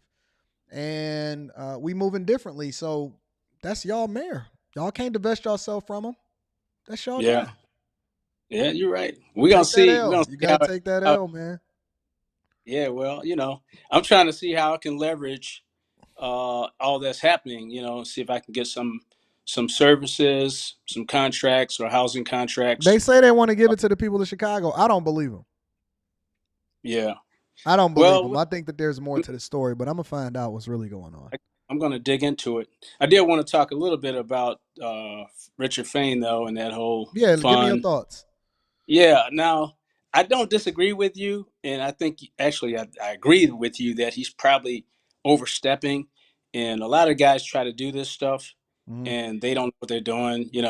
I've been doing real estate for a long time. Mm-hmm. Uh, and I know he Why? says he's Let done. me ask you a question. Why would he do a real estate fund if Well, he's already been incredibly successful? I would never do a real estate fund. I've been right, doing real estate for an extended period of time myself. exactly. Now I'm starting Yeah, to become a builder, right. and I'm learning that aspect of the game because I've never done Sure. it before. But I see no desire whatsoever outside of sourcing the fees as a fund manager, Right. and then having It's, to be extremely transparent about that simply because the people that came before you, like the Jay Morrisons, messed it up, yeah. right? Because that's all Jay Morrison was. He was paying Yeah. himself as a fund manager the same way that Grant Cardone does, but Grant Cardone does it a little bit differently. I don't Don't understand why Richard Fain would want to do this. There's no comparison between Jay Morrison and Grant Cardone. Is not. But the Yeah. the concept was supposed to be like that, right? Actually, it's not. I'll tell It you wasn't? different. No, because a fund, Grant Cardone does syndication. That's what I do. Correct. Okay. Correct. I'm a tax credit syndicator, right? Okay. And that's the way the majority of affordable housing is built in this country, and it's been that way for going on 20-something years now, Correct. right? So Grant Cardone is he's not a syndicator, but he does syndication, Correct. right? Meaning that he might go to a state agency, which is how it's typically done. You apply for Mhm. tax credits, you get a shovel-ready deal, you submit it. It's a competitive program, and the state will Well, award you based on the scoring of your deal but Jay in order to. Morrison doesn't have that level of insight, understanding, and information That's to be able to execute on that level. But he was right. still paying himself fund manager fees. Yeah. He was trying to be that, a syndicator himself, basically, But he and wasn't he's even not. anywhere in the same league to be able to pull something like that off in order to be able No to way. manage a fund that is crowdsourced. No way. No way. And I mean, I saw at the very beginning. I told people, don't do it, don't do it, don't do it. And of course, who am I? Nobody listen to me. I'm not famous. I called it Why Jay-Z. why do you think that Richard Fain would do something like this? Well, same thing. I mean, now difference is he's a good guy. As far as I know, he hasn't been convicted of a felony. So he wasn't a drug dealer. Yeah, So yeah. that right there sets him apart. he was a football player, and I didn't know that. I found out recently he was a football player, and it seemed like overall good guy, like you said. He worked in banking, commercial banking, all that, underwriting. Seems like a good guy, but he still doesn't have the level of sophistication that he probably needs to do what he's Doesn't trying to seem do. like it. So exactly. So he's saying a fund where I need people to invest. He shouldn't be doing that. He should be doing the I tax don't shit. think he should do it. No, he shouldn't. He should be trying. He needs to call me, basically, so I can consult him on how to be an emerging minority developer and do a tax credit deal, and then he can get his feet wet, and he can use institutional investors Yeah. as opposed to and that's how you do. That's how you do it. Yeah, But I think he in over. I don't know if he's in over his head. I would speculate that he is. And I also think that he has incredibly bad timing leveraging his platform in order to crowdsource this whole situation, especially considering everything that's had as far as the public visibility that comes along with somebody like the Jay Morrisons and stuff like that. But he going to find out sooner or later. Yeah, at that level, it's like you can spend money, you can waste time, right? So he's going to waste some time and probably a little money when he can just go a different direction and use the same amount of money. You know, he could do a tax credit deal with $500,000 or $1 million, and he won't have to have any individual investors. He can get institutional investors. Yeah, But I'm not a fan of the crowdsourced yeah, investment opportunities. I never put no money. yeah, like I said, that's not crap. Let me get your thoughts on this. For somebody like a Boyce Watkins, right, who's supposed to be at the forefront of the movement as far as finances, investing, economics, so on and so forth amongst minorities, right? Why would somebody like a Boyce Watkins make an investment in the Tulsa real estate fund with Jay Morrison when he's supposed to be so financially savvy and then recommended other people to do so? Well, like I'll use your term, blackety black. That's all it is. That's all it is. It's like he's old school, blackety black, even though I'm older than he is. But it's like he's still operating that blackety black stuff. It's like, for the people, and it's like he's a decent guy. He has some very interesting topics, and he does I think provide he's some like value. watching paint dry, to be honest with you. Yeah, but it's sort of like you can't. You know this already. Okay, just because you're on the black agenda doesn't mean that everybody's going to side with you. Correct. Or are the right thing, because everybody does what's individually best for them, right? So that whole agenda, like, this is what he did, and Jay Morrison is the opposite of that, right? he's an individual. He's the opposite of a blackity black. He just uses that to sell Yeah, he people. uses it as a leverage or as a marketing tactic and tool. Individual gain. So he plays that whole game of getting people on board with him so he can finesse them. That's what he does. Yeah. And Boyce, although of course good intentions, he bought into that whole thing. And that's where the mistake was. First of all, you don't invest with anybody that's a 3-time felon and they openly confess. Yeah, that's that pretty crazy, man. I mean, go get a job and go do something. Like you said, prove yourself first and do something. He could have just bought some apartment buildings, Yeah. and made I a agree. return given to people, So yeah, that was a whole fiasco. But well, that's what people, it's sad that they lost their money, but sometimes you got to lose to learn. Yeah. All right. Well, I appreciate you, Dwayne. Thank you for coming through, my friend. All right, Anton, catch you. All right, bye. D. Hey, Mark, I keep seeing you drop off in the back. Go ahead and call back up. I'm going to get D up here. Let me see if I can get D popping. Give me a second. D, you there? D. Yeah. Yeah, I can hear you. What's going on, my friend? Yeah, can you hear me? Yeah, I can hear you. First off, I'd like to say I appreciate you giving me time to come on your platform, and I do congratulate you on all your success. I think it's always good when people are very successful coming up, as Black people. Thank you, my the second friend. thing I want to say, the guy you had, oh, you're welcome.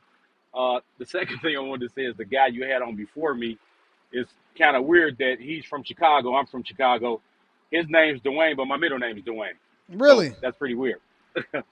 Well, I'm guessing that you have a disagreement about Chicago specifically then, my friend. Oh no, it's actually I wouldn't even call it a disagreement. It's just a question I had to ask you as far as what I disagree with you about when it comes to religion. So, do you consider yourself like a Christian or like an acting Christian? What is a Christian? What is a Christian? You know, how people double down on terms just to say that it's more real than not. You know, so that's the reason I said it. You know. All right. I mean, yeah, sure. For the sake of conversation, let's say yes. Okay, yeah. The reason I'm asking is because That's like asking somebody if they married, if they married, or if they just married. people do that too. Yeah, but I mean that's what we do from Chicago. I don't know any other state, but you know they usually double down on words or whatever to make them more authentic or whatever. But yeah, I got you. I was asking, because I've seen you on several shows, and you know at certain times, depending on the platform you're on, and it's women on there say certain things. It's like I've seen you call them out of their name. So I call them all kind of things. Right, and I mean, you don't believe in that? that? I'm not disagreeing, but yeah, go ahead. You don't believe in that? Were you saying something? Well, I mean, I believe that you can do whatever you want to do, but as far as from a Christian standpoint, it seems like you move different than what a Christian would move like. Because I don't think that Christians is moving the way that they're supposed to be moving. You call me a Christian. Wait. Why did you label me? Why am I labeled a Christian? No, I was asking. No. I'm just saying. Why do we put labels on things? Well, I agree with you. I don't think we should. So nobody should have a label. So nobody should be labeled a Christian then, right? Because I think that we should. I think that we put labels on things in order to identify who and what we're dealing with in order to separate ourselves. I think that as a Christian, it says, "Be ye separate." Saved, sanctified, filled with the Holy Ghost. The whole idea behind being sanctified is being separate. It's to separate yourself from the sinners, from the people that continue to do the things that's the worst for society. It's the reason why they call them Christians. It's the reason why they call them devils and demons. And it's the reason why they call them saints, right? You label things because you want to identify a clear difference between who's who and what's what, right? Yeah, I can agree from your standpoint. In the same way that I would label a housewife and a hoe. Two different things. It's a difference between a black woman and a woman for the streets. It's a difference between a black woman and a white woman. It's a difference between a woman that is wholesome and a virgin and a woman that's a prostitute, right? And so for me to identify something as what it is, I don't think that that's unchristian-like. I think that that's the very definition of what a Christian should be doing, is identifying the wrong and the right and being able to make a clear distinction between what you should and shouldn't be. I get that. I think it's just the disdain for when you do it, like I say, coming from a Christian standpoint, because, I mean, I've met and known, several people in religion, and I used to be a Christian myself, and we just didn't move like that because to talk down on people in a certain way, it just didn't seem like it was righteous according to like the word of God. Why? What being a Christian is to be a follower of Christ, to be Christ-like. He literally would walk in there and say, "You Pharisees and you Sadducees and you people that are following and doing it the wrong way," and he would come in there and turn over the tables that's inside of the tabernacle and tell people to get the hell out and all of this other type of stuff. What are we talking about? Paul is one of the most celebrated people inside of the Bible. And he largely was loved by God because of his ferocity and his love for whatever it is that he stood for, which would largely was able to be used from a righteousness perspective. David literally was one of the most sought after people, was one of the most fiercest warriors of God, right? Abraham, Moses, Lot, Joseph, Job, Solomon, Peter, I hear you on that. Mark. Yeah. Well, what you think? We supposed to be soft? Ain't nobody in the Bible soft. They girded up. They monsters. They got their breastplate of righteousness on, and they ready to go to war. They died for what they believe in. They stood on it. They not supposed to be over here being docile and waiting for people to run over them. They came up and they showed up and they said, "Listen, you ready to go to war or what?"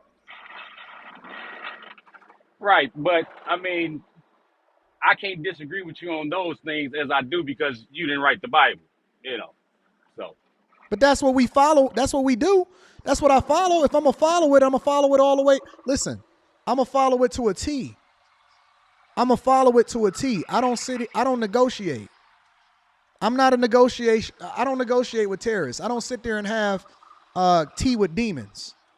For me, it's either you are or you aren't. Either you righteousness or you ratchetness. And so I think that Christians have gotten too soft, and that's why you're starting to see a lot of rainbows representing something that's completely different from what God ordained it to be, a covenant between God and man, and that he would never flood the earth again. You're starting to see a lot of these rainbows based off of being overly inclusive of demons that's being flown on the top of these churches.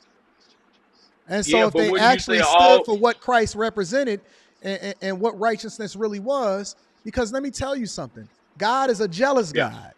He a jealous God. He even described himself as terrible. When God would give instructions on going in and taking over a land, he said, destroy everything. See, they forgot that part of the Bible because they never read it. And when people don't really understand what it means to be a soldier in the army of God, it's a different type of ministry. We're not here to negotiate. We're here to tear it down and build it the way that God wanted it to be. yeah. Well, like I say, I mean, that's the question I had to ask. Like, I can't disagree with you on the Bible that you didn't write, that you just follow. But, I mean, with that last statement like you made, God being a jealous God, I disagree with that. But that's for another time. How do you disagree with it if that's literally what it says? Well, first off, I mean, we got to look at in the Word of God. I get that, but we're assuming that the Word of God is all the words that's written in that Bible that people read out of. And I don't agree with that because God didn't write the Bible. That's the first thing. The second thing is if the Creator, you know, they created everything, I don't see it being assaulted or did God give Moses the commandments? Anything did God give Moses the commandments? Did God give Moses the commandments? Well, supposedly. Okay, so we having as far as that Bible concerned, so wait. So now we having a different conversation because it's one thing to argue what the foundation and whether or not you believe in it, but it's another thing. The conversation that you were having is based off of something that was being disingenuous in the first place because you don't even believe in the thing that you think that you hold me accountable for. You don't believe in what it is that I represent in the first place. So how could you hold me accountable for something based off of the fact that you don't even believe it? Well, I wasn't trying to hold you accountable. And secondly, that's why I told you that was a different topic. Yes, and it a is. different You started the conversation because I can't hold you accountable because no. You started the conversation. Come on. You started the conversation by asking me if I was a Christian. Right.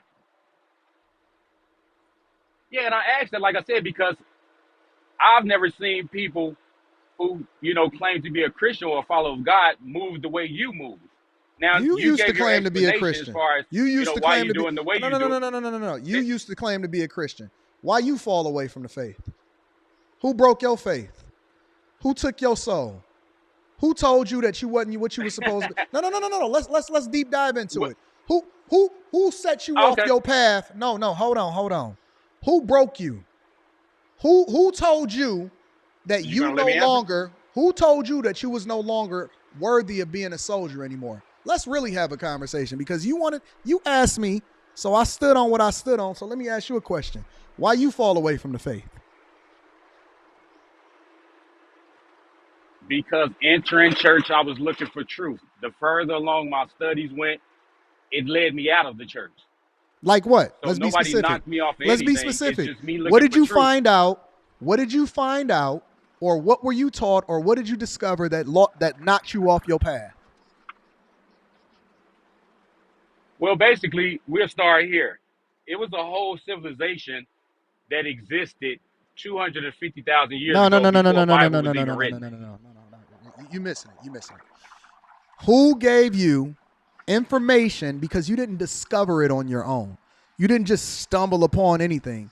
Somebody spoke to you, somebody exposed you to something, somebody told you something, or somebody gave you something, because everything we have in this world, even where it is that I stand on my faith, is a learned behavior. And so I made an informed decision to continue to follow the faith based off of something that I can't substantiate. And so somebody told you something, somebody exposed you to something, or somebody showed you something differently, and they probably was a demon. But let's really have a real conversation. Let's not talk about what you think you know. Let's talk about how you got on that path in the first place. How did you then discover that you were no longer a Christian? Okay, so with me going to church, over time, the messages that was being preached and the things that I looked at in the Bible as opposed to the messages that was being preached, they didn't add up. So it'll be things like, I come to church on a Sunday and the pastor's talking about, God is saying we're going to redo the sanctuary. So, we would get tithes and offerings. So they're passing around a collection plate. But then they also had like these little white cards that you put money in for donations. So he got up there and said, whatever you wrote on that, scratch that out and everybody's going to give $1,000 today, this and then the other. So that was one of those things that made me look at it like, well, how could you tell me how much I should be giving based on what you think God is saying to you that should be done to the sanctuary? So you let another man that wasn't walking in the faith that you were studying, you identified, then influence you and sour you on what God really was because they were just another man. I see people. No. Nope. That's okay. what you described to me. That's what you're painting the narrative. No, I'm not. That's what you described to me. You described it. I see people that say that they're so-called Christians and they of all levels. They could be preachers, they could be teachers, they could be men, they could be women, and they all fallible, right?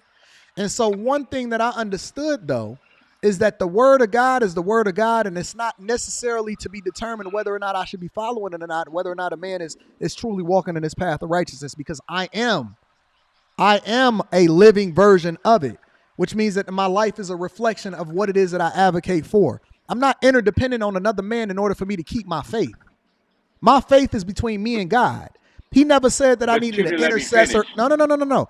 After God died for our sins, he never said that I needed an intercessor such as what it is that they had to experience in the Old Testament in order for me to be able to speak to Jesus and then be able to reach God as a result of it. I don't depend on another man. Listen, it's God over man. Or rather, let's add a caveat to that. It's Jesus, and then it's me, and then it's my wife, and then it's my child. I don't need another man in order for me to continue to stay on my path. If that man fall off of his path, then let me be the beacon of light for him because maybe I'm stronger than him in my walk in God.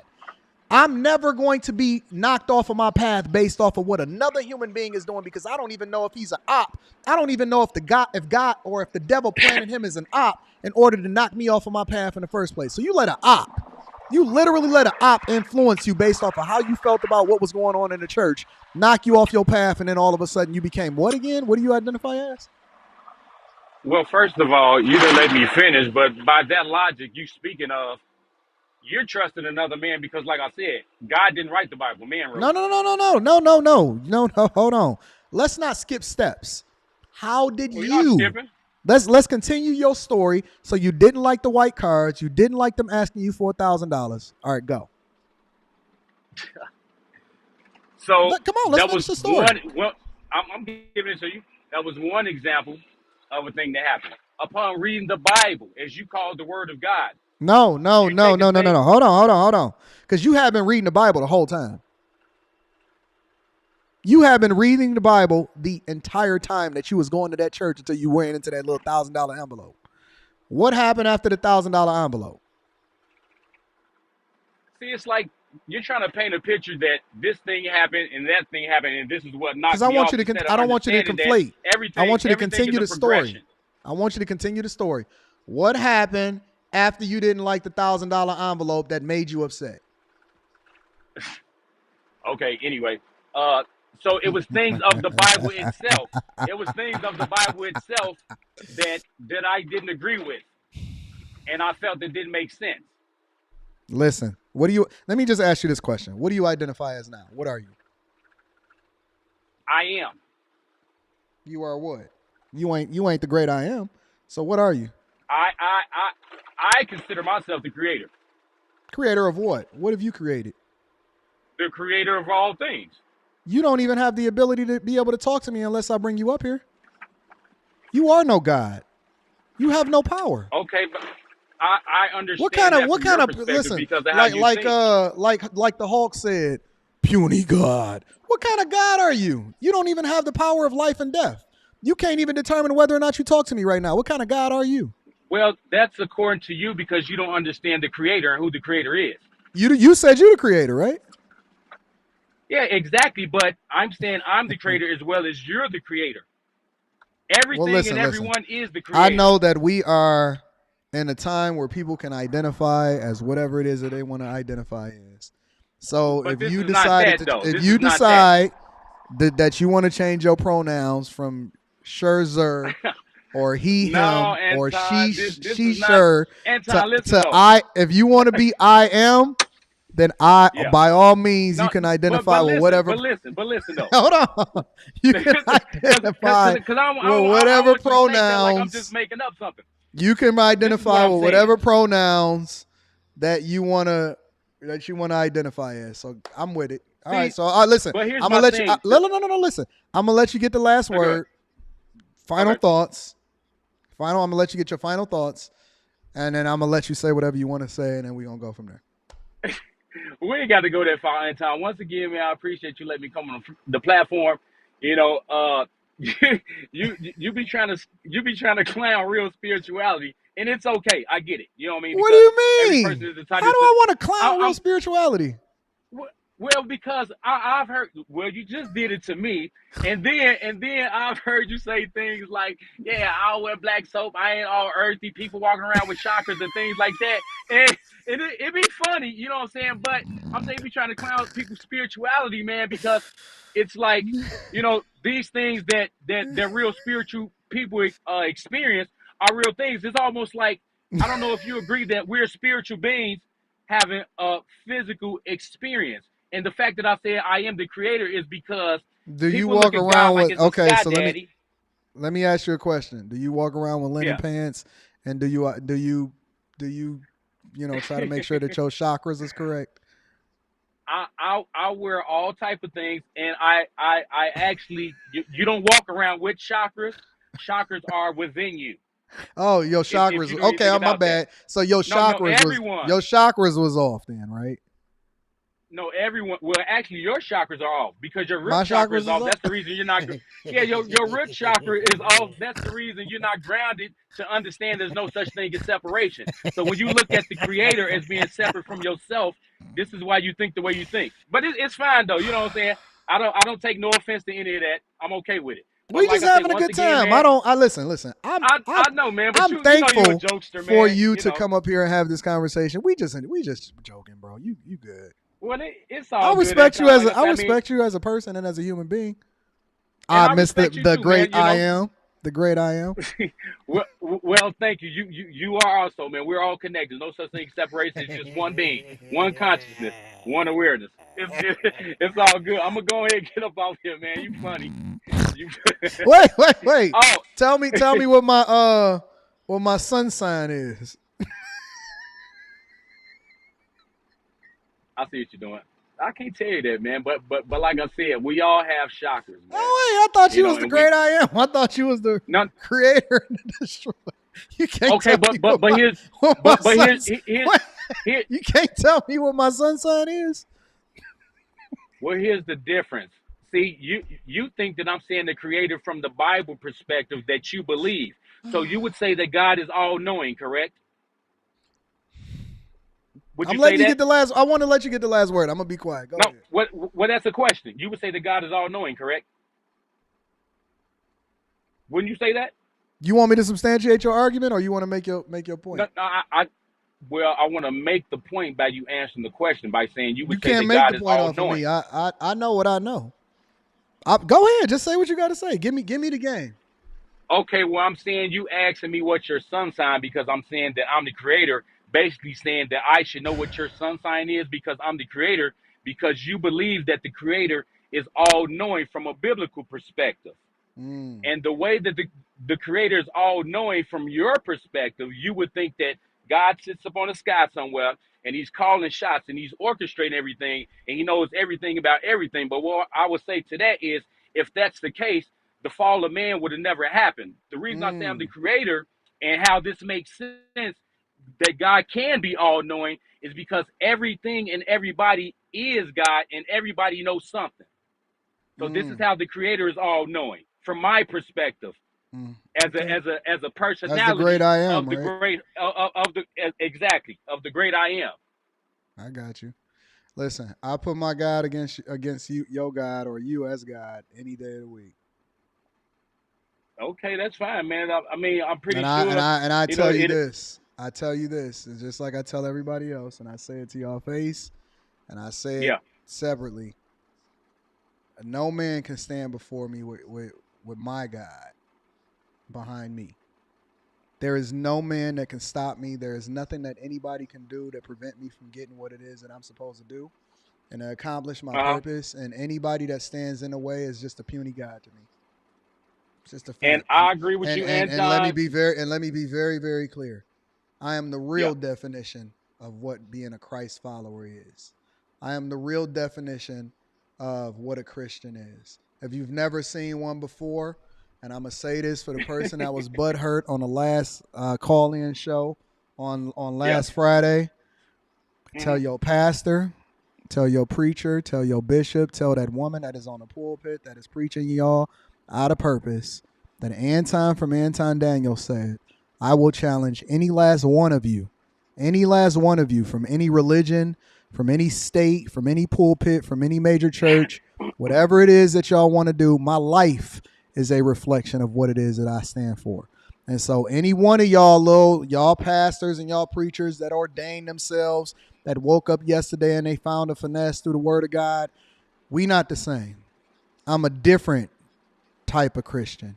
And I am set here to do God's work. And before my time is up on this earth, you will recognize and you will acknowledge and you will bow your knee and you will acknowledge God and Jesus for who he is. Flat out. One way or another, you're going to have to acknowledge who God is. So you can sit here and y'all can play these games and y'all can play off semantics and you can say you are the your chakras is off and you the I am and all of this other stuff. It doesn't even matter. None of it matters because at the end of the day, every knee will bow. You will be forced to acknowledge. And it doesn't matter how you feel about me because there's just nothing you can do to stop me. Let me tell you why I'm so dangerous. It's because I don't care. I have no fear. I am 100% confident. I am 100% confident in what I stand for and who it is that I represent. I am here to destroy y'all. Everybody that feels differently, I'm here to first break you. I'm here to first break you down and then build you back up in the image that God wants you to be. So you feel like that's the will of God to destroy people, when you get done playing games with yourself and thinking that you are something that you're not, I'm gonna be here waiting for you in order to be able to fix you. Because I don't just break you down. I build you back up. I got you. Well, you can't fix me because I'm not broken. So, but I hear you though. All right, come talk to me. I'll be here. I appreciate you, man. When you normally go on live, like this time, Fridays? Monday through Friday. All right, cool, man. Hey, like I say, I appreciate you, man. Keep up the good my work friend. and everything you're doing. All right, man. Thank you, bro. Tell your pastor. Talk to your preacher. Talk to your preachers. Tell your pastor. I'll be here. I'm gonna be here. I'm gonna be here. When y'all get done saying whatever it is that y'all want to say, I'm gonna be right here, standing on what I stood on from the very beginning of what it is that I said. Ain't nobody worried about none of that. It just is what it is. That's who I am. Let me see. Let me get my dog. I'm gonna do one more call. Big Hurt. What up, Big Hurt? What up? What up? Can you hear me? I can hear you, big dog. What's the word?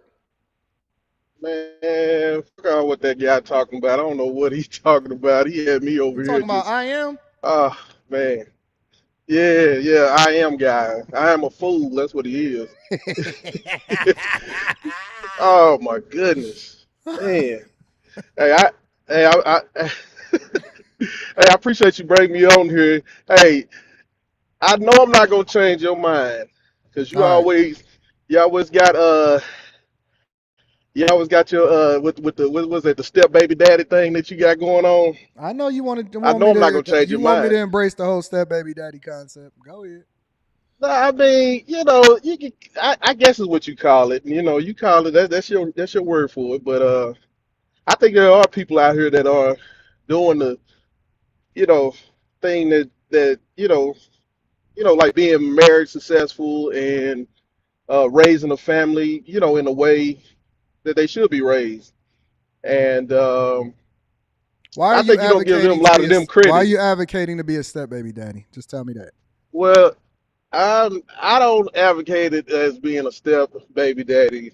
I guess I Yes, can you go back are. and say, well, I mean, the You thing about standing it on that. is well, I mean, if you call it a step baby daddy, somebody that married or with somebody in a relationship with somebody um, that has a child, previous relationship, and then you step in uh, and you marry the woman that you want to marry because you had a right to marry whoever you want to marry. But they just so have to have a child, and you call that a step baby daddy, right? Yep.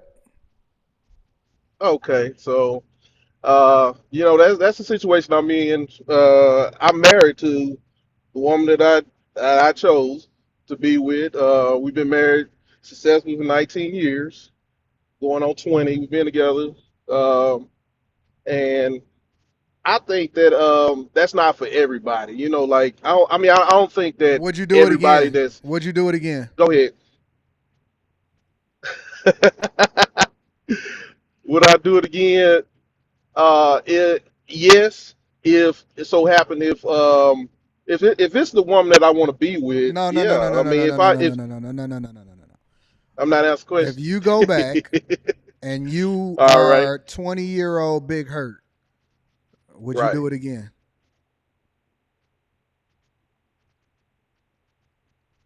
I say no, just So because I Big know I Hurt. know Wait. Let's stop there. Let's stop there. So I know Big you're gonna Hurt. give me on this one. Big Hurt.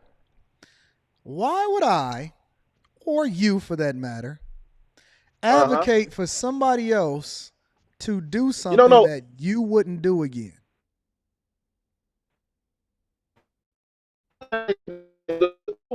Oh, wait. You breaking up. You breaking up. Slow down.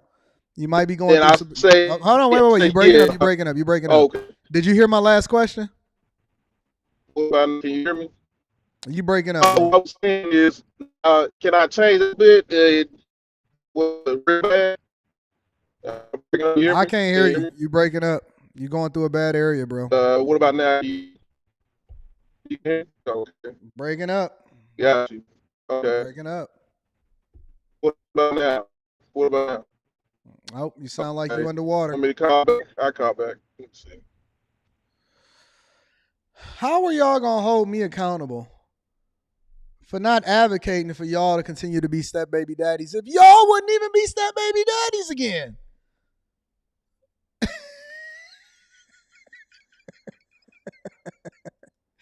Y'all wild. Y'all are wild. What in the world is going on? Where in the world is Carmen Sandiego?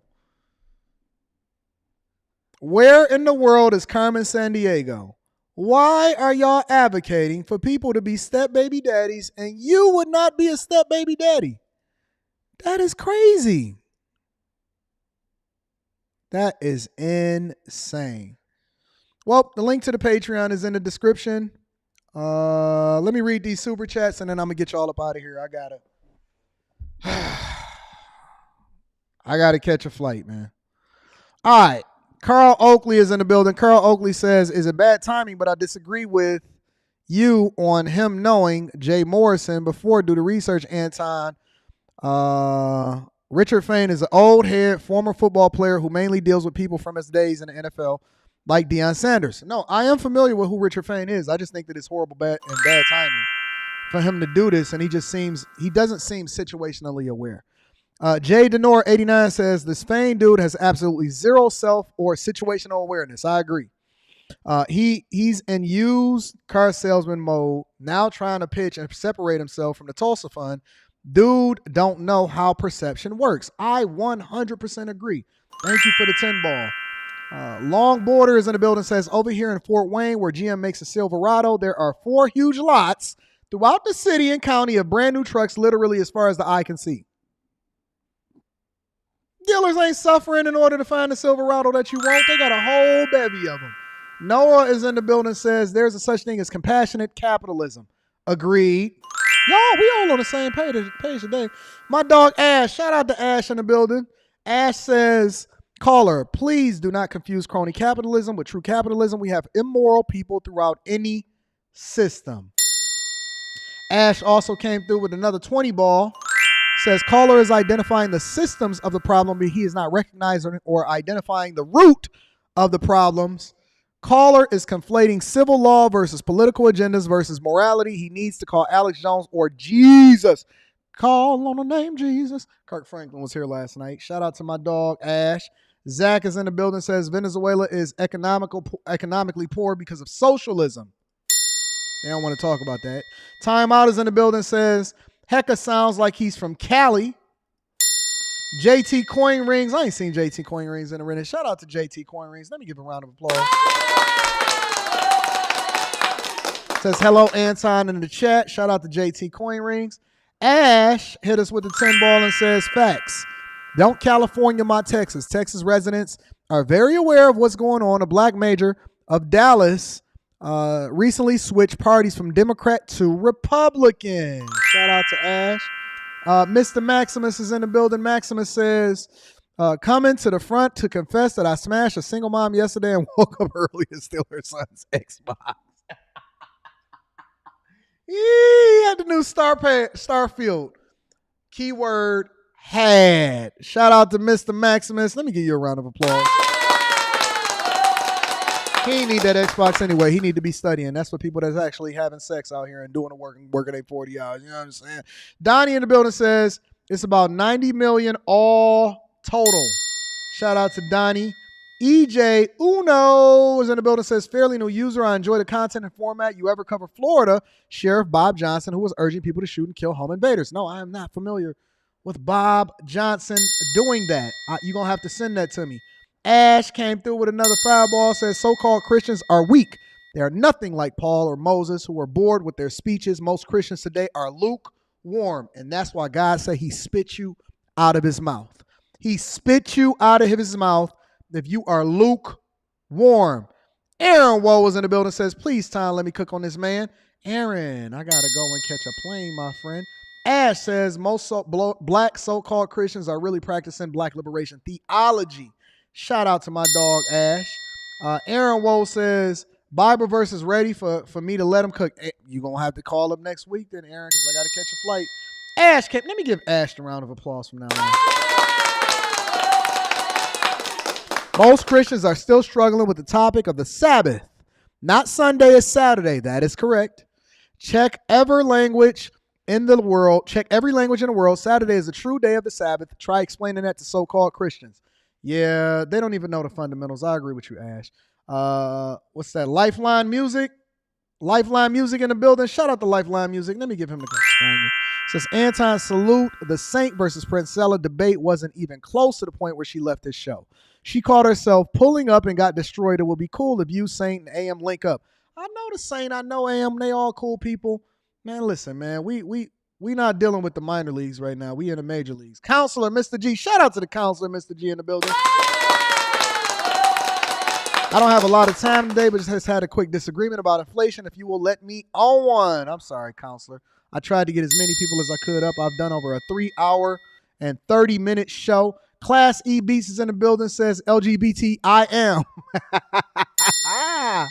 Ash says, this is what the black church has done to black people. Sad. No backbone. Spaces says the Scherzer guy is the purest form of blasphemy. Scatman is in the building, says these demons really think they are gods walking on earth. It's always the blackity blacks. Well, actually, let me give you that one. DJ Kane is in the building, says I'm gonna need extra sea moss, organic cocoa butter, and incense sticks for this one. Facts. I agree with you.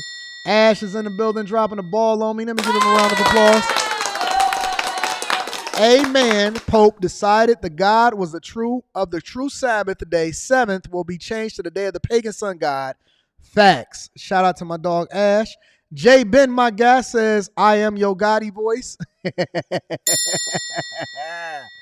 Messi. What up, Messi? Messi. I bet the previous caller got gold shingles on the bottom of his house coat. You know, all of the, I ain't even going to talk about them. I know that the Black Hebrew Israelites is going to be out here in force trying to call up on a show and do a reverse Uno on me. Ash says the last generation that should be stepdads were Generation X. Any generation after is playing with fire. Raymond Jordan is in the building, says, does context matter? Would marry a widow after her husband passes and she has a child, or does that not matter? Want to get understanding? No.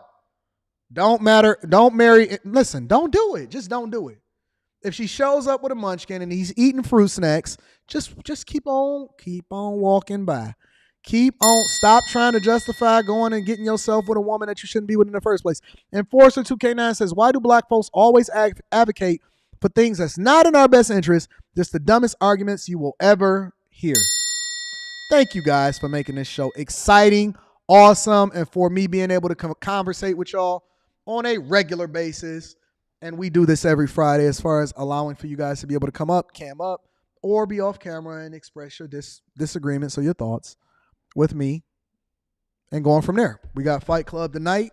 That's going to be awesome. And we're going to continue to do what we do. Listen, hit a like on your way out the door. I appreciate everybody for continuing to rock with me. We do the same thing every single week, Monday through Friday at 10:50 a.m. Eastern. We get it popping. All right? I need y'all to do me one more favor before we get up out of here. Where's my button? Where is my button? Make sure you share this with your family and friends. We don't want to be successful by ourselves. This is the greatest show on the face of the planet, bar none. I love you. I appreciate you. Make sure you tap into the Patreon. Link is in the description as well as pinned to the top of the chat. I have a flight to catch. I'm out. Peace.